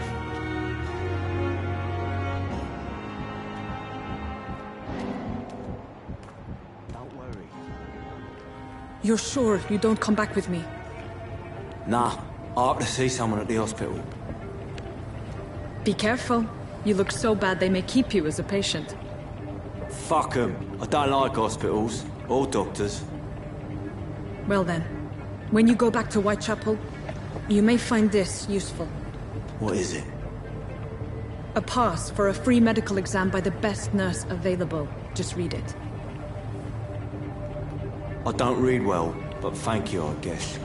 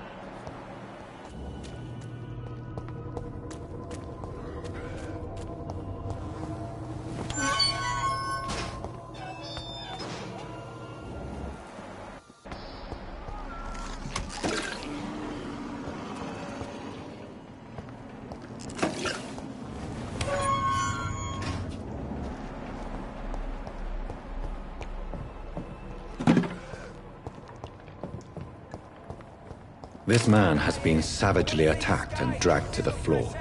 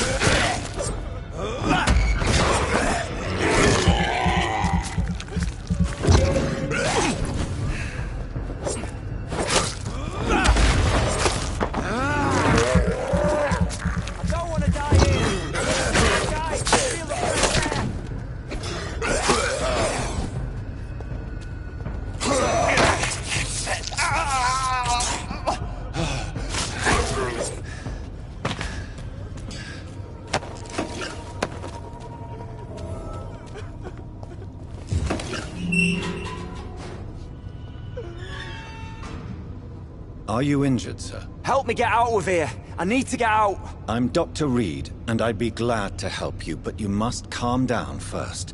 Please, take a deep breath and tell me your name. Okay. I'm Oswald Thatcher. Please, I need to get out. Mr. Thatcher, your friend Newton sent me to help you. Do you remember him? Yes, I do. Good. Now leave this place and enjoy the cool night air. It's quite invigorating. I'm sure you'll feel better if you do.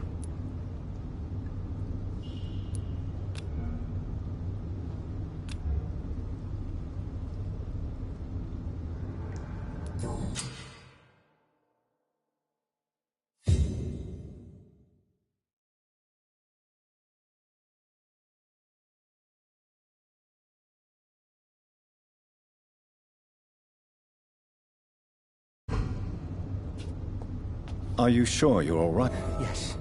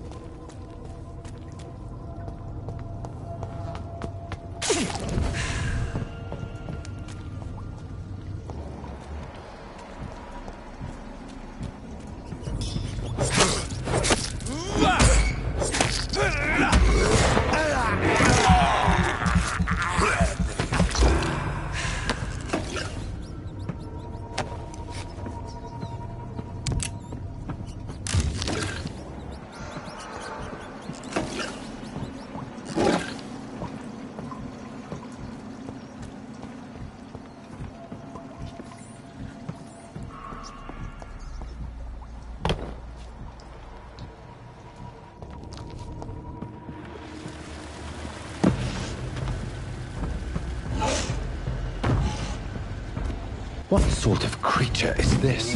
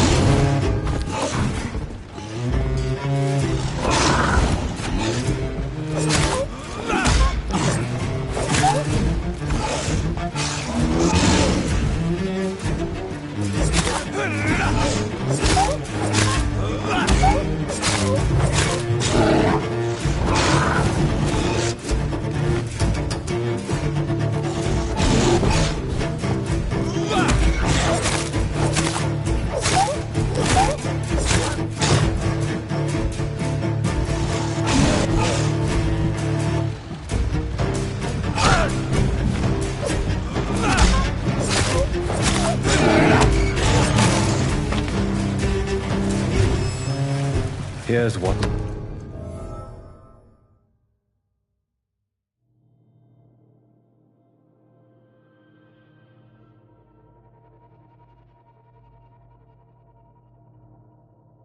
Some voucher for a free checkup in Whitechapel. What is Nurse Crane up to? I really must find her.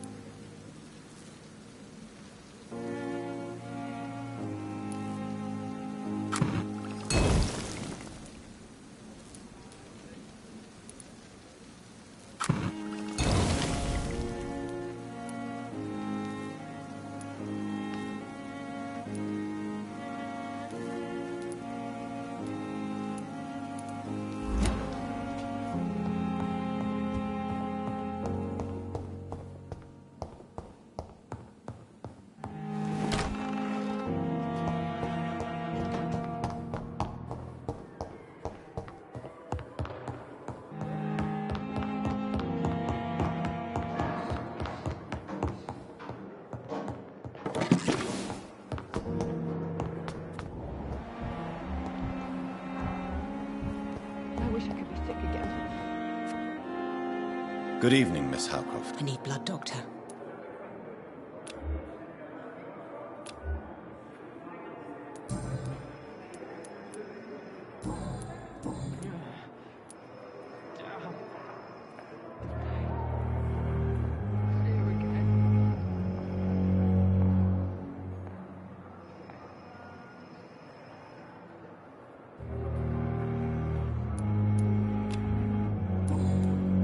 I'll leave you. I wish I could be sick again. Feel my blood boil with the fever.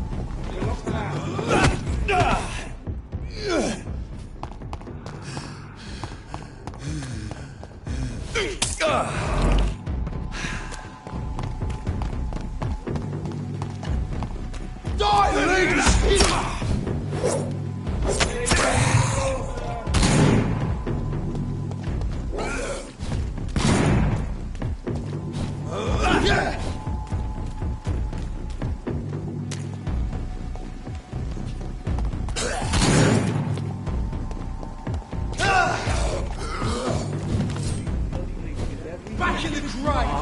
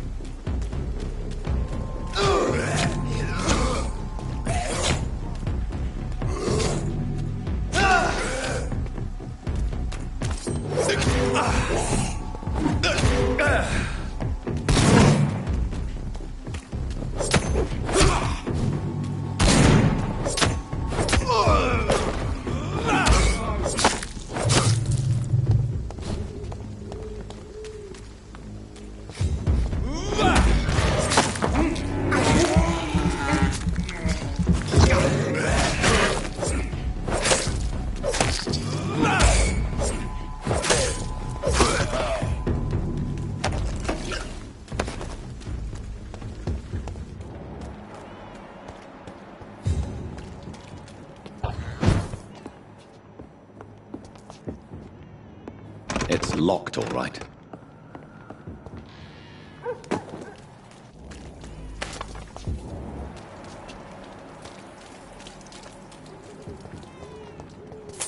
More and more of these.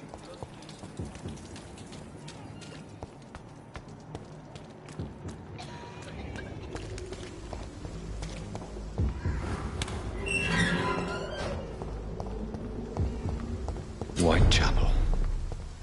This neighborhood is linked somehow to the kind Lady Ashbury's blackmail. First, let's find this Petrescu.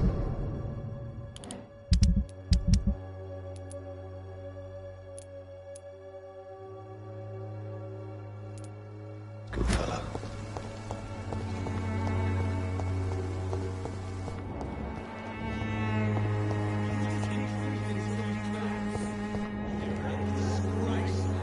Fuck you all! Fuck it all! Stop it now, Albert, stop it!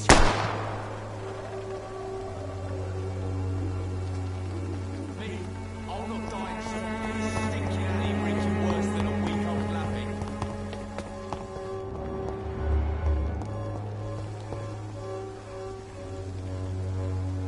Are you all right? The bastard hit the wall next to me.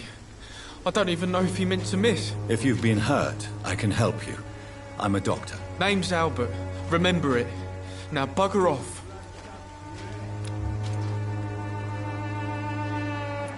Do you know Nurse Dorothy Crane from the Pembroke Hospital? If you know anything about her, I'd appreciate it. Never heard of her. She's pretty, I'll keep an eye out. Do you need assistance? Please. There you go. Let's hope nobody steals it from you. Very funny.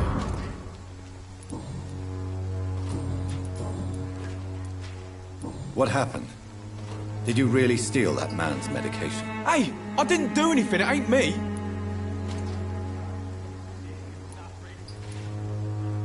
All right. Perhaps the poor drunk just confused you with someone else. Sod off, mister. You ain't got no clue what's going on here. Bastard was a soldier in the war, so now he's got the right to shoot me. It's true. I'm not familiar with this part of town. Perhaps you could help me. I said sod off. Go find yourself another guide.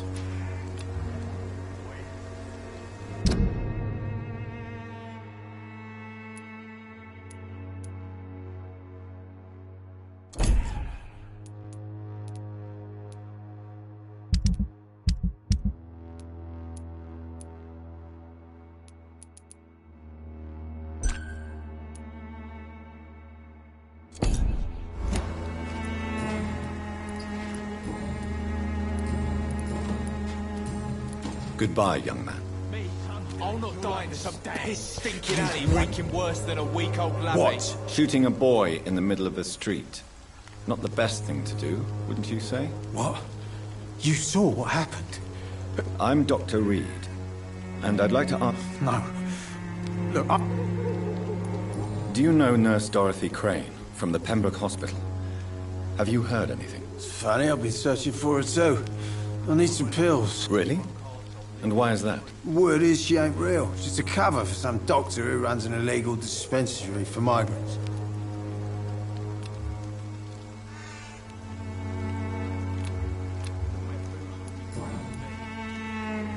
What is it, Benjamin? It was the war, wasn't it? Your nerves are shot, aren't they? I need some answers, Private. From one soldier to another. The doctors called me a liar. A coward. Put me in a straitjacket, locked me up. Finally, they sent me back to the front lines with a handful of tablets. It's a pity that doctors still practice such barbaric methods. It's a dishonor to our profession. Now only the pills stop me thinking about this shit. To not hear the explosions. I'm even scared of the dark these days. Whatever the boy did, I'm sure he didn't deserve a public execution. I swear I didn't want to hit him. It's just that I'm sick in the head, you see, and the boy just frayed me last nerve. What can you tell me about this place? Nothing to say, really. This is where I used to live, and this is where I live now. You mean you used to have a better life? Yeah, I had a wife, a home, and a job. I even used to have a name. Now I'm just Ben. Ben the Trap. You don't have anywhere to go? No family that would welcome you? Not since the death of my wife, Albert's mother. She was sick, you see. Long but... Perhaps you could focus... I'm sick, broke, and my son just stole my pills. Everything's cut...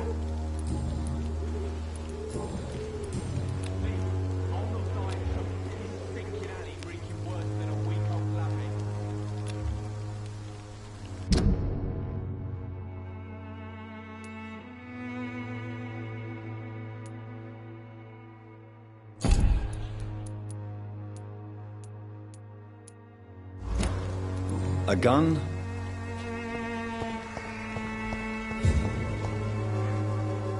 How are you? I'm not your boy.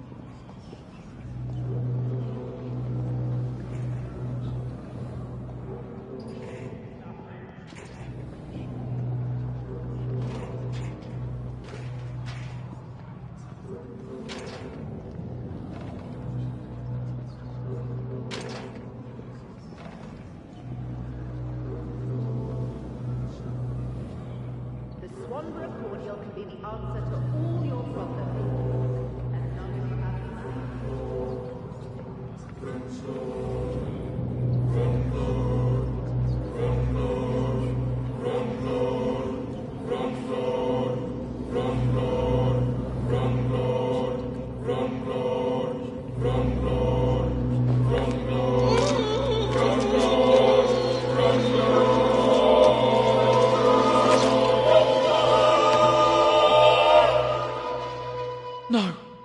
Not now. Not me, please. I'll be good.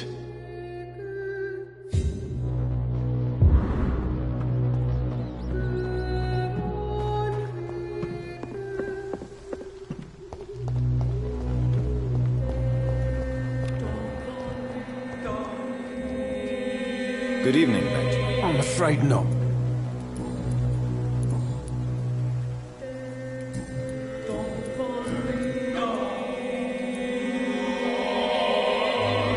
Your suspicions concerning Albert were legitimate, but were you sure he was guilty when you shot him? Tell me the truth, Benjamin. No, I wasn't. I just went mad without realizing what I was doing. My God. I almost shot him. You had better speak to Albert. You need to clear the air. He has to understand what you endured, and you must listen to him talk about his pain. I'm afraid it's too late. I pointed a gun at him for the sake of a few pills.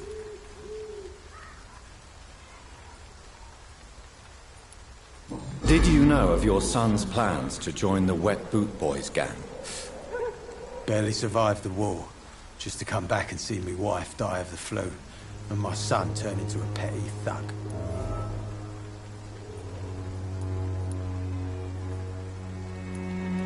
It's your fault, Benjamin. You shot... According to him, everything's my fault.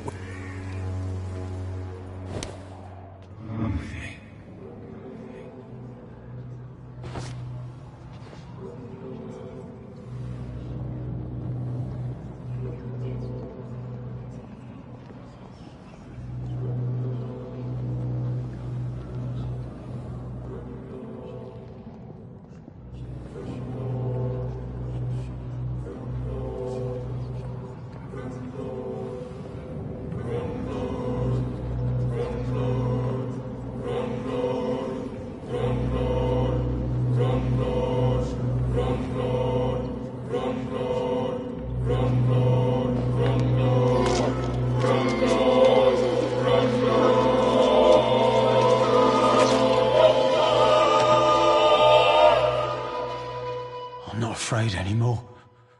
I died in this trench a long time ago.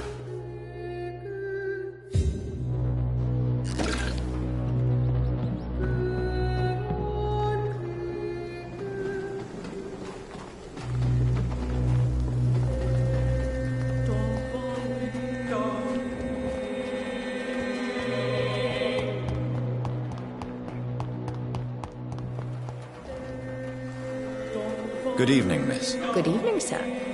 Are you interested in a miraculous cure for this unknown and deadly epidemic? Actually, I am. Then you have come to the right place. The famous Swanborough cordial is all you need to help keep you in perfect health. Oh, really? Why didn't I hear about it during my studies? I'm Jonathan Reed, by the way. Dr. Jonathan Reed. Ah, my brother has spoken of your research, sir. I'm Loretta Swanborough, and it's always a pleasure to meet a fellow healer. Do you know Nurse Dorothy Crane from the Pembroke Hospital? I'd like to know more about her. I don't like to talk about competition. Competition, you say? Never met her, but it seems she provides some sort of medical care to the poor. The whole thing has to be some sort of scam, if you ask me. Tell me, who intrigues you most in Whitechapel? The region itself is something to see, but I would say Camellia the mute florist who gives away her flowers. Is there anyone I should avoid? Cadogan Bates, without a doubt.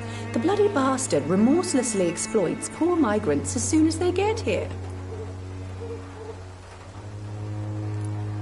What do you think of the locals? Most of them are afraid or desperate. They all come to me eventually for my remedy.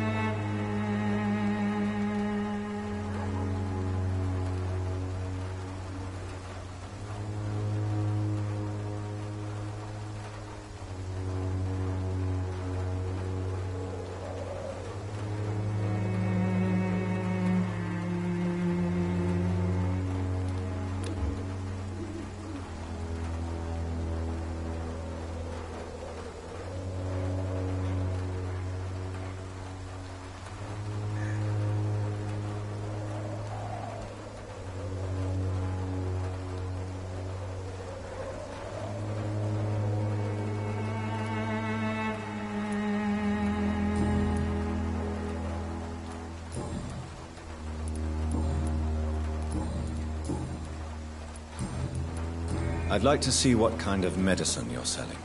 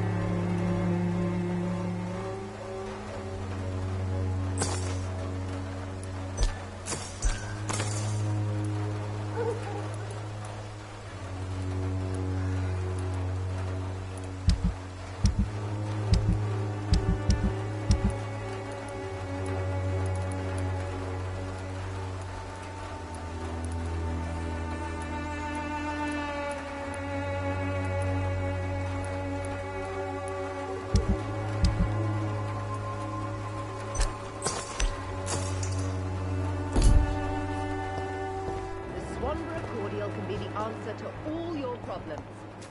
As long as you have the money.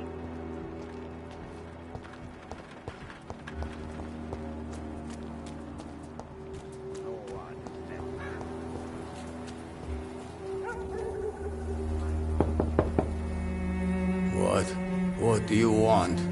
Leave me alone. Good evening, sir. I'm Dr. Reed. I'm looking for Nurse Dorothy Crane. There is no Dorothy Crane here. Now, goodbye. I'm afraid this medical leaflet says the opposite, sir. Really?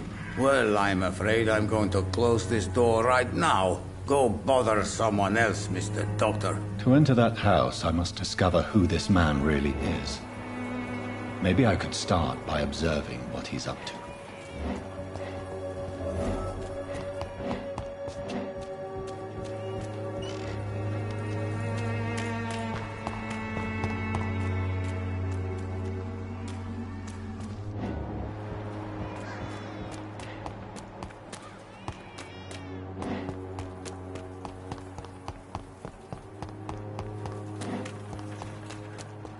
I cannot enter.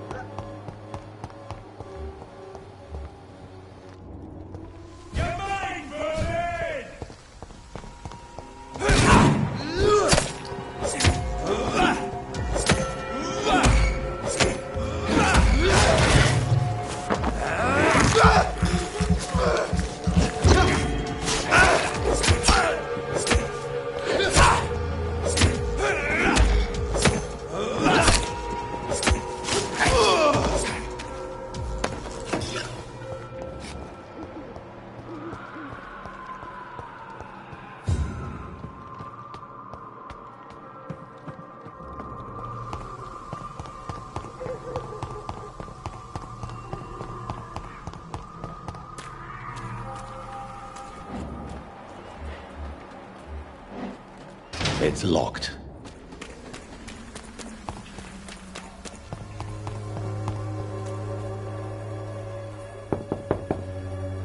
No one's there.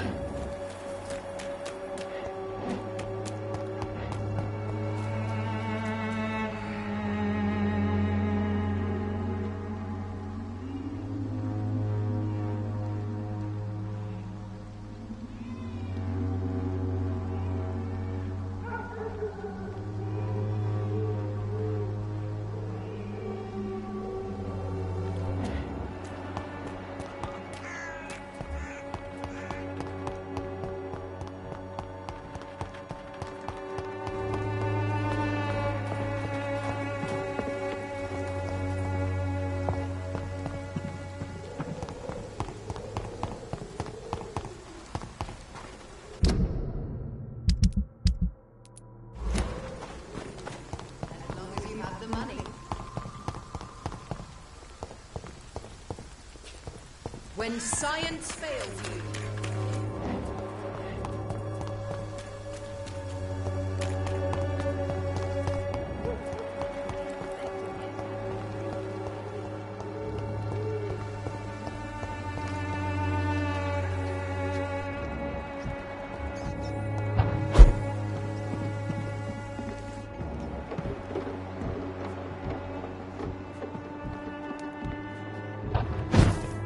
I cannot enter.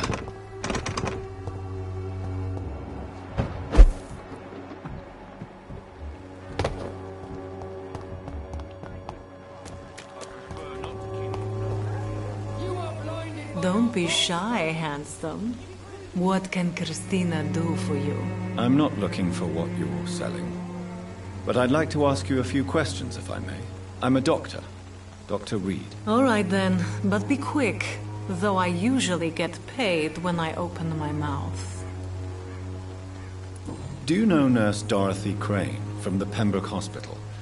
Anything you can tell me about her would be helpful. I don't know her, but I know her name is Dorothea Crăciunescu. She came from Romania like me and many others. You seem to respect her. Dorothea helps the sick people of Whitechapel. Everyone should respect that. Tell me about yourself. Are you joking with me? People don't usually come to see me for conversation. I have no interest in your work. I am, however, curious as to what led you into this career. Short story.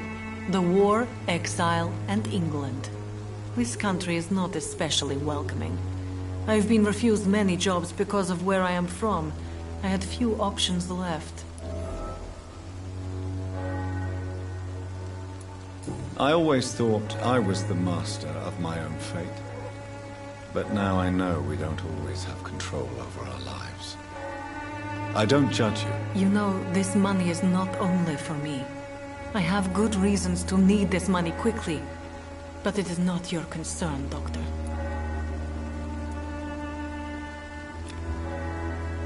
Do you need any assistance, Miss Popper? It depends on the price of your medicine.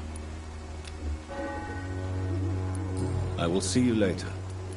Goodbye, men.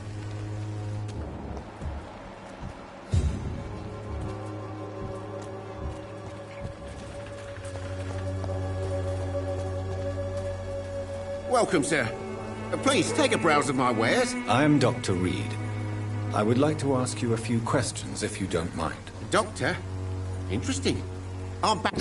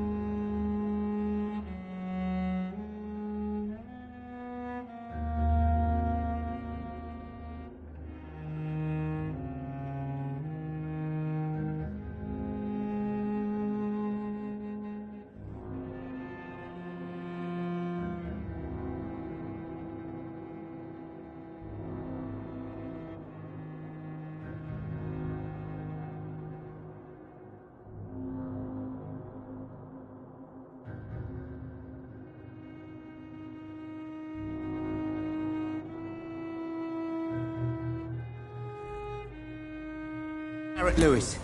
Usually I don't have time to waste with talk, but at this hour of the night I can hardly refuse. Have you had... Nurse Crane? So the bitch really is a nurse, then? Always thought she was just some crafty foreigner, that one. Yes, she's a nurse, and quite a good one. What did she do to gain such notoriety? Dorothy Crane ain't even a real name. Something like Dorothea Craniu. Something like that. Came to England fleeing the war, I was told. That doesn't explain why she irritates you so much. Your precious Nurse Crane gives away medical supplies and prescriptions for free. I offered to sell it for a fair cut, but no. Miss Crane wanted to play the quiet saint.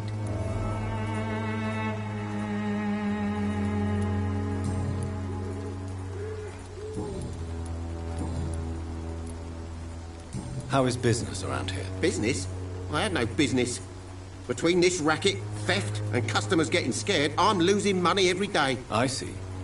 Sounds like you blame someone in particular for your situation. It's no secret Joe Peterson spends his time harassing merchants. But with me, he's trying to put me out of business once and for all.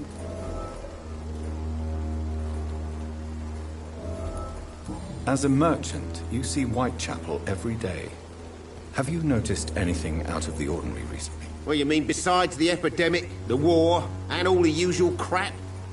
As long as I can remember, this part of town has been a bottomless pit, and no sign of the bottom yet.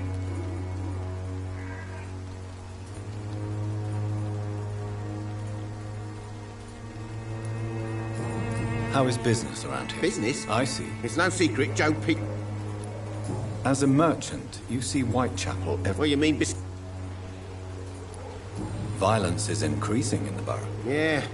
A few nights ago, some blokes jumped me. Came out of one of the condemned workshops.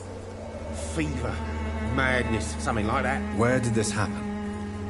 Why did you go there? In the closed workshops nearby. I worked there as an apprentice in better days. Now I only go to find trinkets or tools. Too bad I was mugged, though. There was good money in that little box of loot I lost. Have you been hurt? No, but that's only because I ran like hell. Those men were raving lunatics, I tell you. Not even able to speak anymore, just screaming.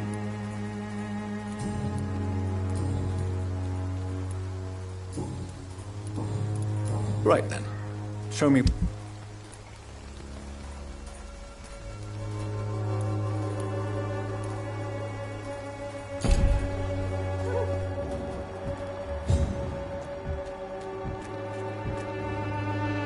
Excuse me, sir. I have a few questions for you. Another journalist? I didn't answer the first one, so piss off! I'm not a journalist, I'm a doctor. A doctor, you say? It's quite a rare breed in this part. Really? I'm Joe Peterson to some, but Colossus Joe to most. And I don't remember asking for your service, sir. Have you heard of a nurse named Dorothy Crane? She's a colleague of mine, and is supposed to... Dorothy Crane? Could you please tell me... She's a nice girl.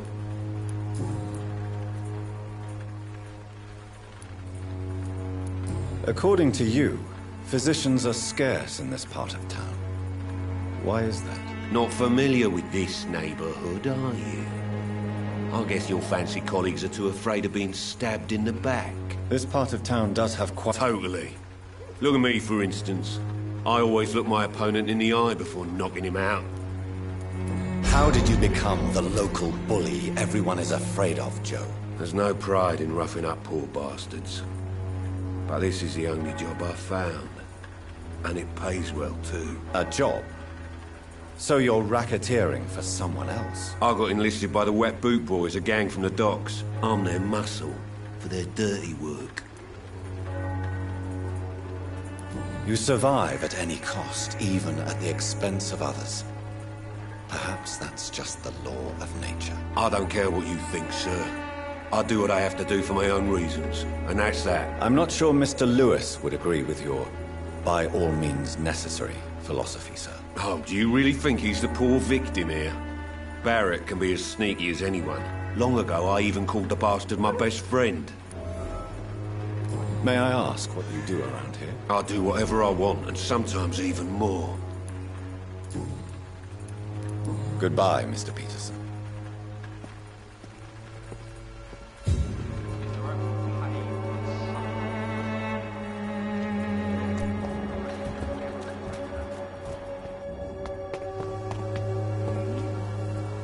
Forgive my interruption. Do not apologize, my son. Father Tobias Whitaker is always happy to teach mortals about the incoming Armageddon. I am Dr. Jonathan... A scientist? Do you know Nurse Dorothy Crane? I don't like the... Why do you hate Nurse... Before coming... So, you're not exactly a fan of Florence Nightingale's work. But nurses are essential for modern healthcare. Nuns should be the only women allowed to take care of male patients. It's obvious only they have the necessary moral fibre. Why do you hate nurses? Before coming to London, she was a member of... What do you mean when you say that I am more lost than you thought? All scientists are in... Quite a judgmental opinion. But you are seeking answer. Well, I suppose I can As a doctor, you must be aware of the decimating epidemic. But let me tell you that this so-called Spanish flu is just the beginning of the end.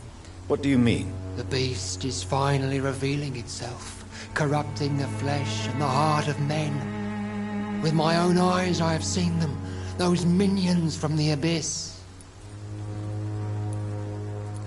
Really? And what would be your answer to this biblical threat? We must fight the disease before this legion outnumbers us. But not with scalpels and microscopes. No.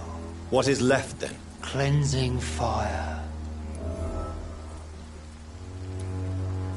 Tell me, Tobias, What exactly is your plan concerning the cleansing of this city? God will recognize his own. More than once this city has risen from the ashes, hardened and purified by the flames.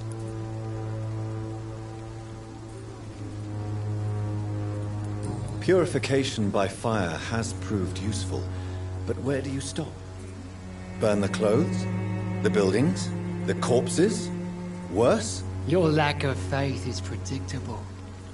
But my task is to convince rational minds like yours to see the light. This is God's will. You're mad. And dangerous. You're nothing but a soulless butcher. A small-time Torquemada. The Savonarola of Whitechapel. My son, if you think salvation is a free gift, go listen to the lies of that pompous fool, Joseph. Joseph, a fool? Vicar Larrabee of St. Mary's Church. While he continues preaching his fraudulent redemption, more and more people die in the streets.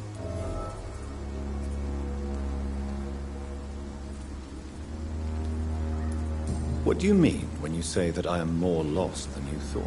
All scientists are entangled in a world of causes and consequences. And quite a judgmental opinion, if you ask me. But what do I know? Blinded by science as I am. But you are seeking answers, aren't you? Well, as a doctor, what do you mean? The beast is finally revealing itself. I have heard enough.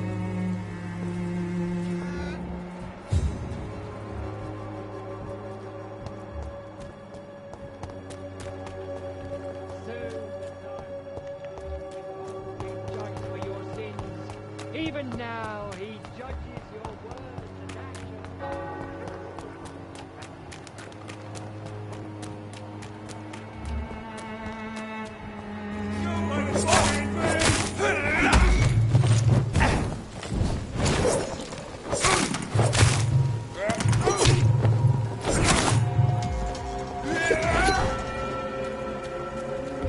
Want some of this?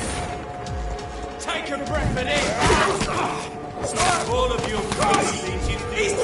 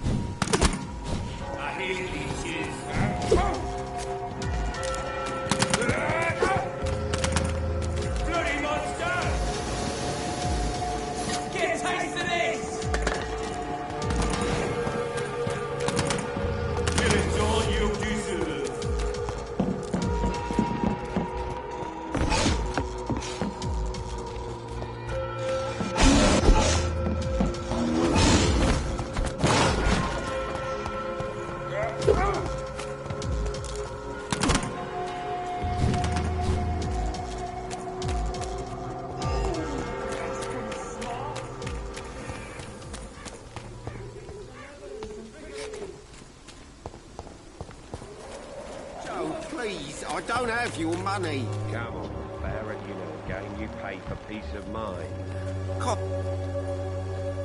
Fancy buying something, sir? You never lose. Goodbye.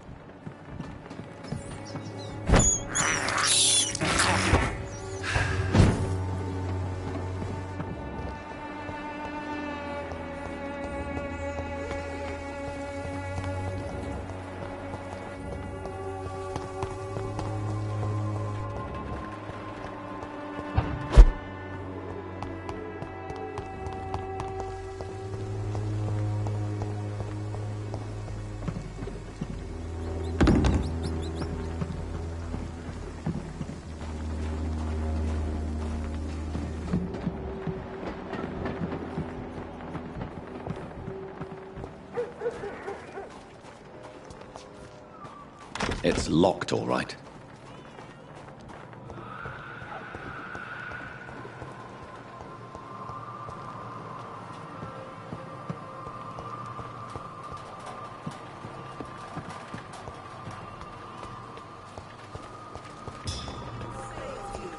This elixir will give you faith again.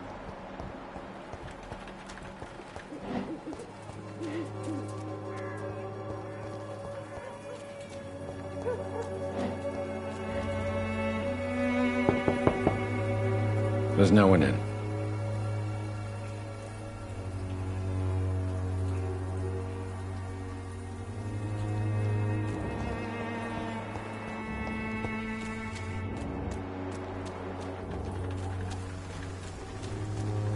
I cannot enter.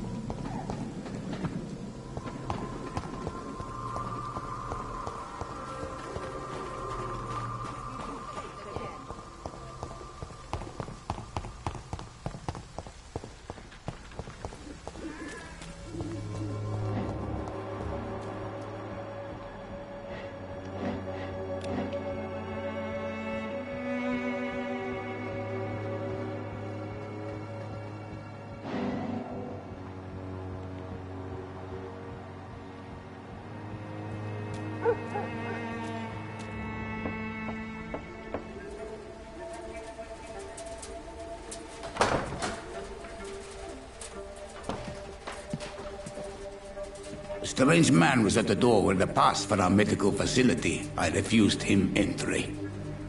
Darius, how could you know he didn't need our help? His clothes were too finely tailored to be from Whitechapel. Perhaps just a friend of that stray poet who is always about. Richard Nithercott? No, not of the same cloth, this man. I suspect some machination from that journalist. Clayton Darby. Is he still asking questions? Yes. I saw him drifting around St. Mary's Church. I swear he is tracking me just downwind.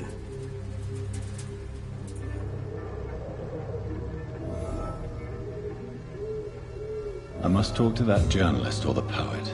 They must know about Darius. Nearby the church they just mentioned.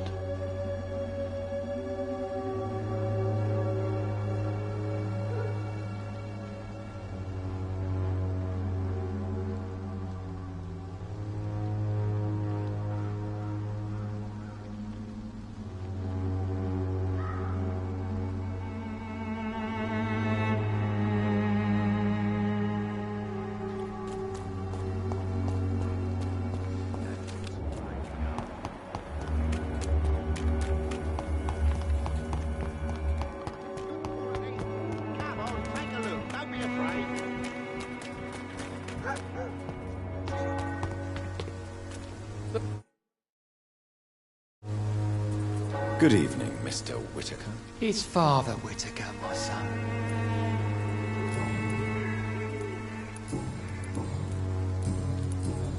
What do you mean when you say that I am more lost than you thought? All scientists are entangled in a world of causes and consequences, and most of them can't see the plain truth. Quite a judgmental opinion, if you ask me. But what do I know? Blinded by science as I am. But you are seeking answers, aren't you? Answers about the Armageddon about to strike the city. Answers about the hidden truth. I am. But the answers I seek are based on facts, not superstition.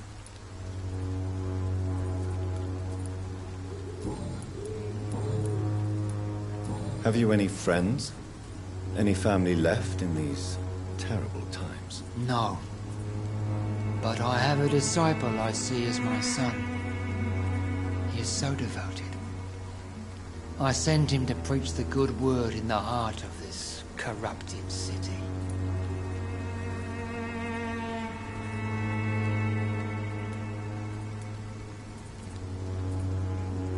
Where did you send him? I sent Samuel to the Stonebridge Cemetery, where the pestilence and evil grows night after night. You sent him on some preaching crusade during the epidemic. As a true believer, Samuel will fear no evil while he walks through the valley of the shadow of death.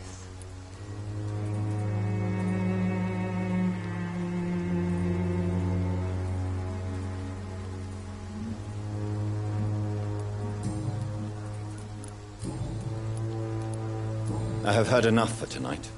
Goodbye.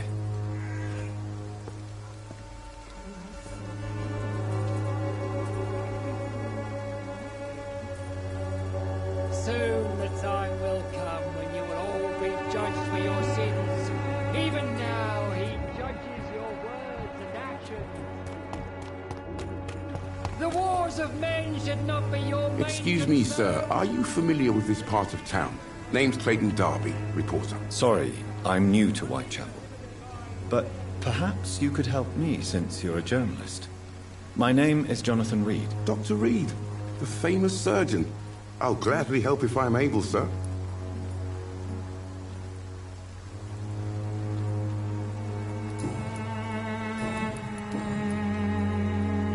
Why are the newspapers keeping silent about the Spanish influenza? It's as though none of you care. There's a war going on. People shouldn't be demoralized by news of deadly diseases. I served in France. Our top priority must be to put an end to this butchery. This war must stop now. Sir, streets are a battlefield too.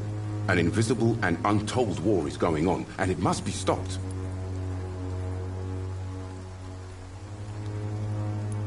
Have you any idea of the danger you face in these streets at night? I've had to run and hide more than once from frenzied mobs incensed by the fever. Do you think the flu is really responsible for this, Doctor? I must confess, some of my rational views have been shaken by recent events. I'll remember to stay away from the district's roughest streets then.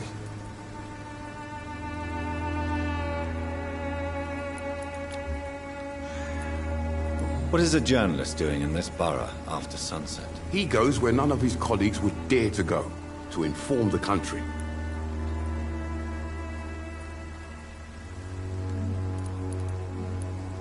So you risk your life to reveal the truth. I saw many reporters do the same during the war. Whitechapel is the crucible of so many untold stories and tragedies. I want people to know them. That's quite honorable of you.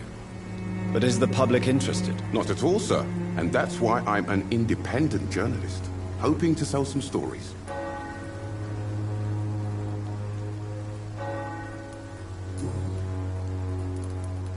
Christina Popper claims she sells her body because she can't find any other work. Do you believe her? Of course I do. Her story is exactly what I want my readers to understand. We live in an intolerant and divided nation. Do you think things will ever change, Mr. Darby? I believe the situation can only improve. And now that women can vote, I'm convinced things will change.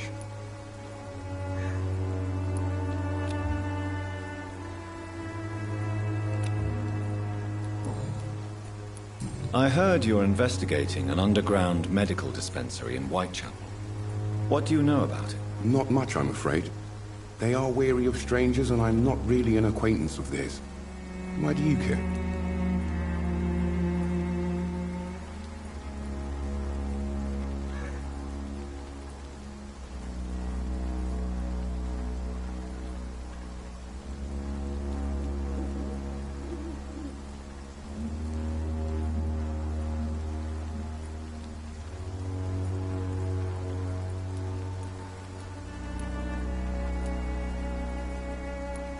I'm a doctor, Mr. Darby.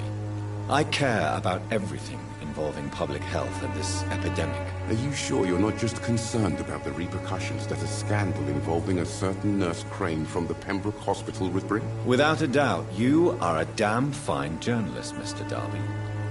What do you know of her accomplice, a man named Darius? I don't know much about the man. He's very cautious, never goes out, doesn't seem to have any friends or family.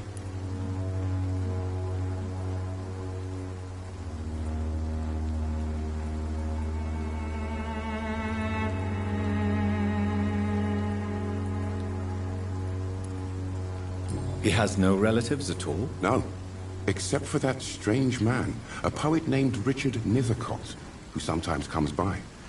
Darius would never let him in.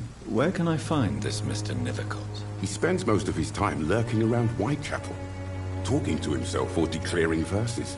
These days, you can usually find him behind the church.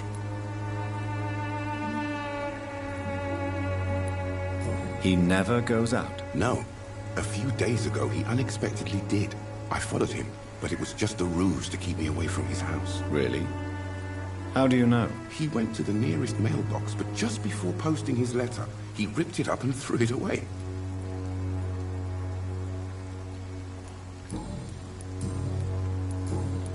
Goodbye, Mr. Darby. Farewell.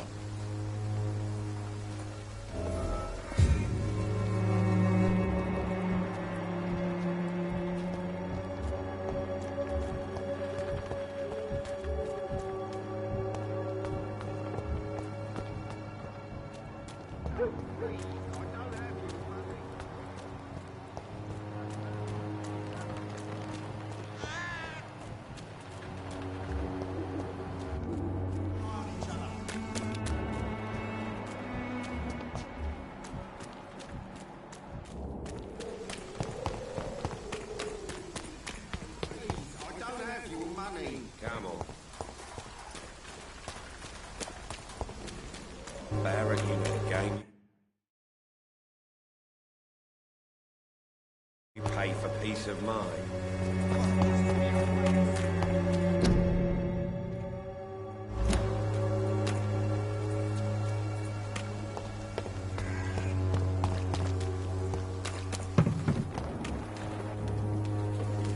You look so pale, my lord.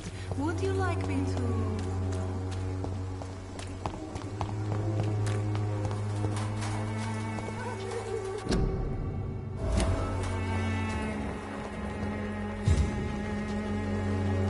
Good evening, miss. I'm Dr. Reed. I'd like to ask you a few questions. I know what you're thinking. A tall stranger who meets a girl in the street at night.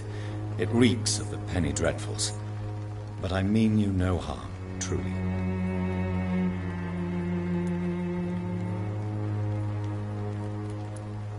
Melia, I know you work for Dorothy Crane. Please tell me about her secret dispensary. A stubborn and mute comrade. Nurse Crane and Darius Petrescu have been clever.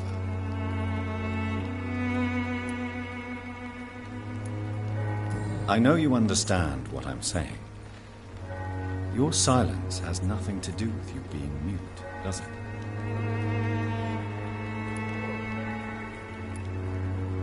Very well.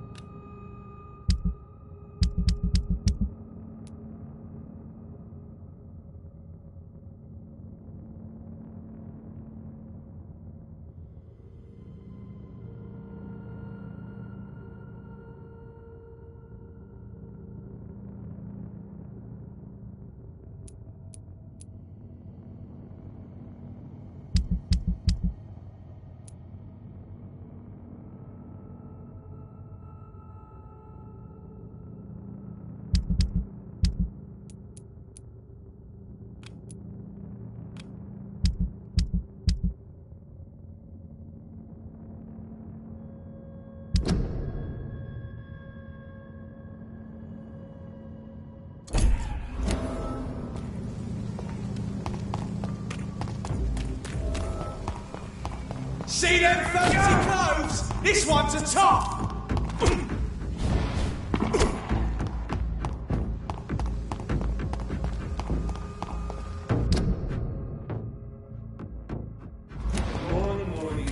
It ain't human! Kill it!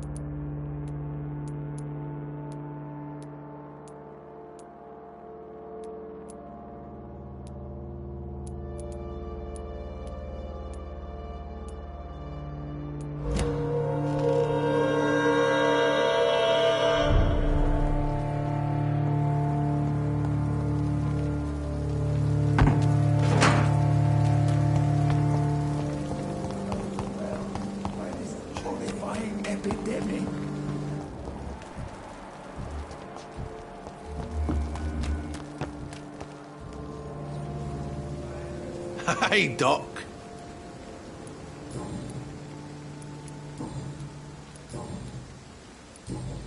I'll leave.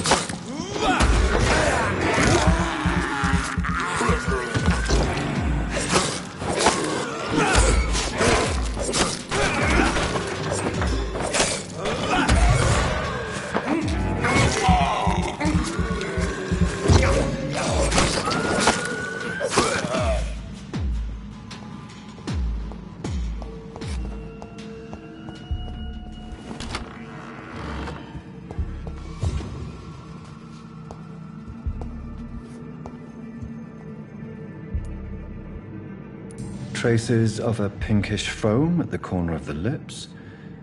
Some sort of drug overdose, perhaps? The chest was originally open to perform the operation. The sutures are clean, but the chest has been reopened. Multiple abrasions and scarring on the arms and legs. Old and distinctive injuries of a sailor or a fisherman. A puncture over the left lung, possibly a chest tube insertion. Not the cleanest work, but I think it was successful. Signs of internal bleeding.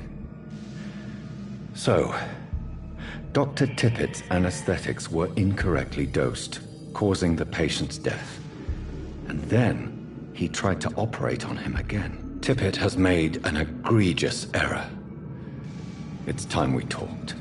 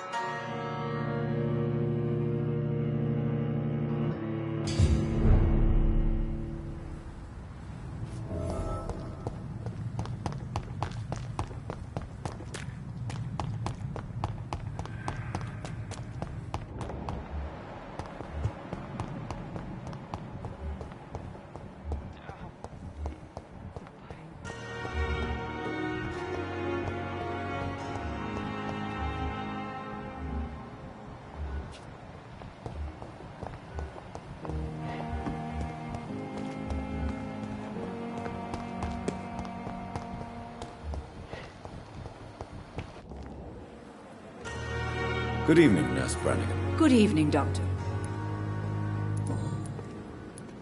Tell me what Dr. Tippett did. I know his mistake caused a patient's death. If I had not covered up his error, Dr. Tippett would have been fired from this hospital. I could not let that happen. You can't allow your emotions to dictate your conduct concerning patients, Nurse Brannigan. Look around you, Dr. Reed. Do you really think we can afford to lose a brilliant practitioner like Dr. Tippett In our situation? Perhaps you did it with the best intentions, Nurse Brannigan, but you took a great risk. Must I remind you that a man died? You mean you've never made a mistake? Never covered your tracks? Come on, Doctor. I wasn't born yesterday.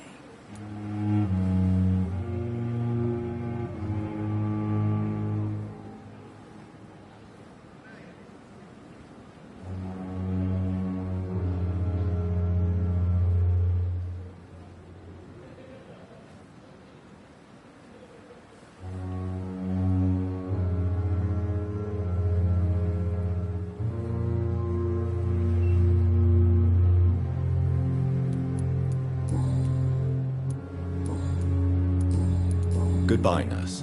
Call me if you need us. Good evening, Dr. Tippett. Dr. Reed, any good news to share?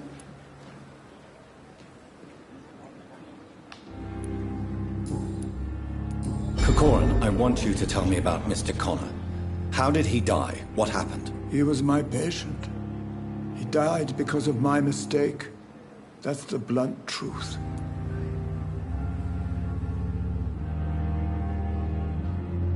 Who was this patient? I don't know.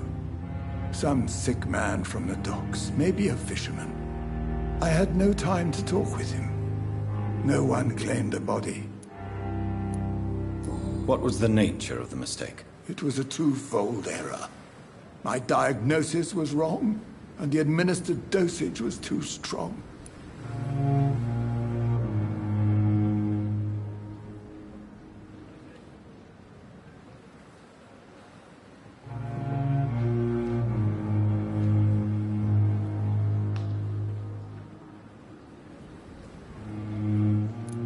Why not stop practicing? Are you mad? I killed that man, I admit it, and it won't happen again. I have saved so many lives since then.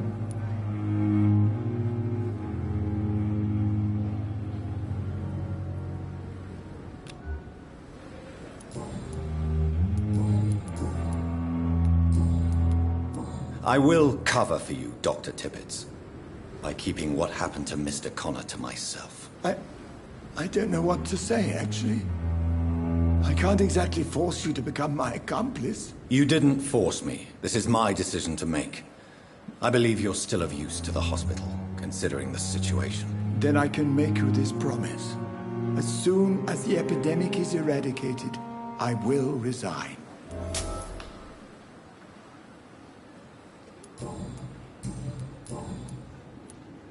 What will you do after your resignation? Do you have a plan? I always fancied visiting Cyprus. Such a beautiful island. I could buy a house there, by the sea. Read poetry, and wait for death. Goodbye, Dr. Tippett.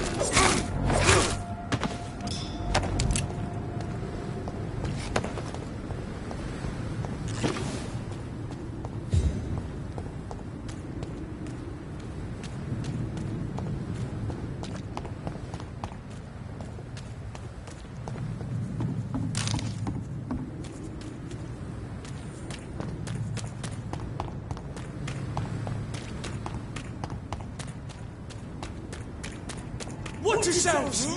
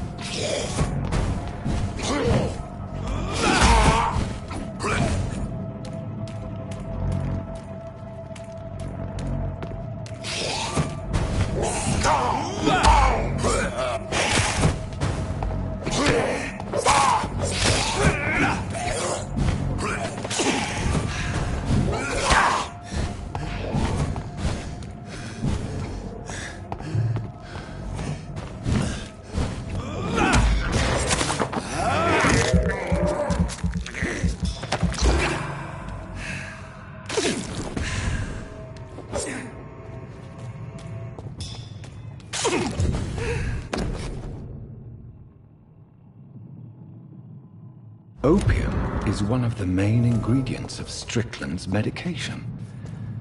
Never a good move.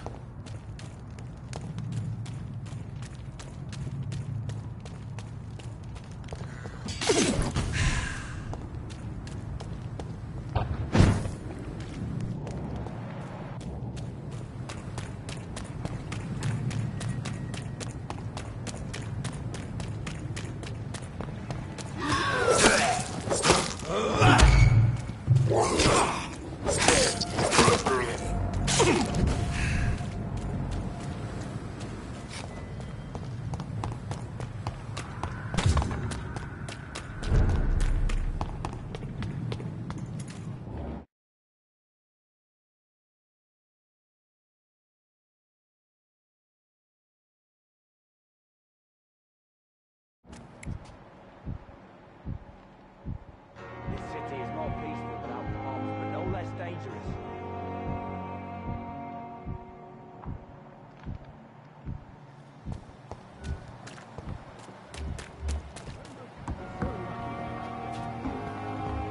I met him in New York. If only there were more of us.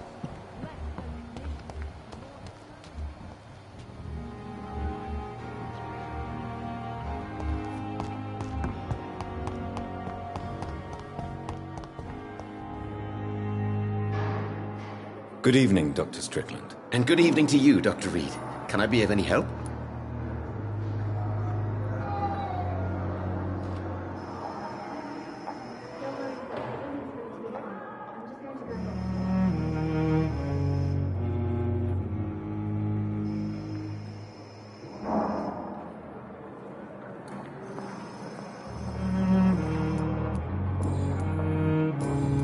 I located the shop, but it was vandalized, and the owner is missing. All I found was your order. I was afraid of such bad news.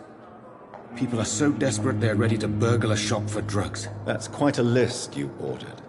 Opium, sodium hypochlorite. It can't be just headaches you're trying to cure. This dreadful influenza, of course. I already ran some tests on hopeless cases. Without success, I must admit. Do you realize you could create a lethal poison without the correct dosage? Then there are the legal ramifications. Is this not true of any medical substance, Dr. Reed? However, if you would agree to improve it, I'd be glad to accept your help. As long as you promise to be scrupulous with your experiments, I may try to gather these substances and even help improve upon the mixture. That's all I'm asking for, Dr. Reed. That's all I'm asking. I want to know about these secret tests you run, and if they can save people from this epidemic. Speak to me now, Thoreau. I know I may sound presumptuous, but I'm just following your steps, Dr. Reed. I'm casting away the shadows of ignorance by daring to face them. Self-confidence is essential in our line of work, my young colleague, but only if tempered with the correct amount of cynicism. But you never doubt yourself, Dr. Reed. I've read all your articles and books. You performed the most daring research during the war.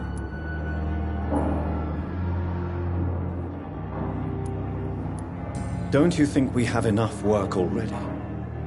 Perhaps now is not the best time to be chasing shadows. Chasing shadows, really?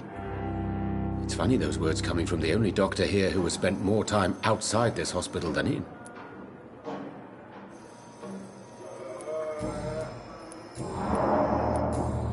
Goodbye, Dr. Strickland. I can't let Strickland put his patients at risk with opium.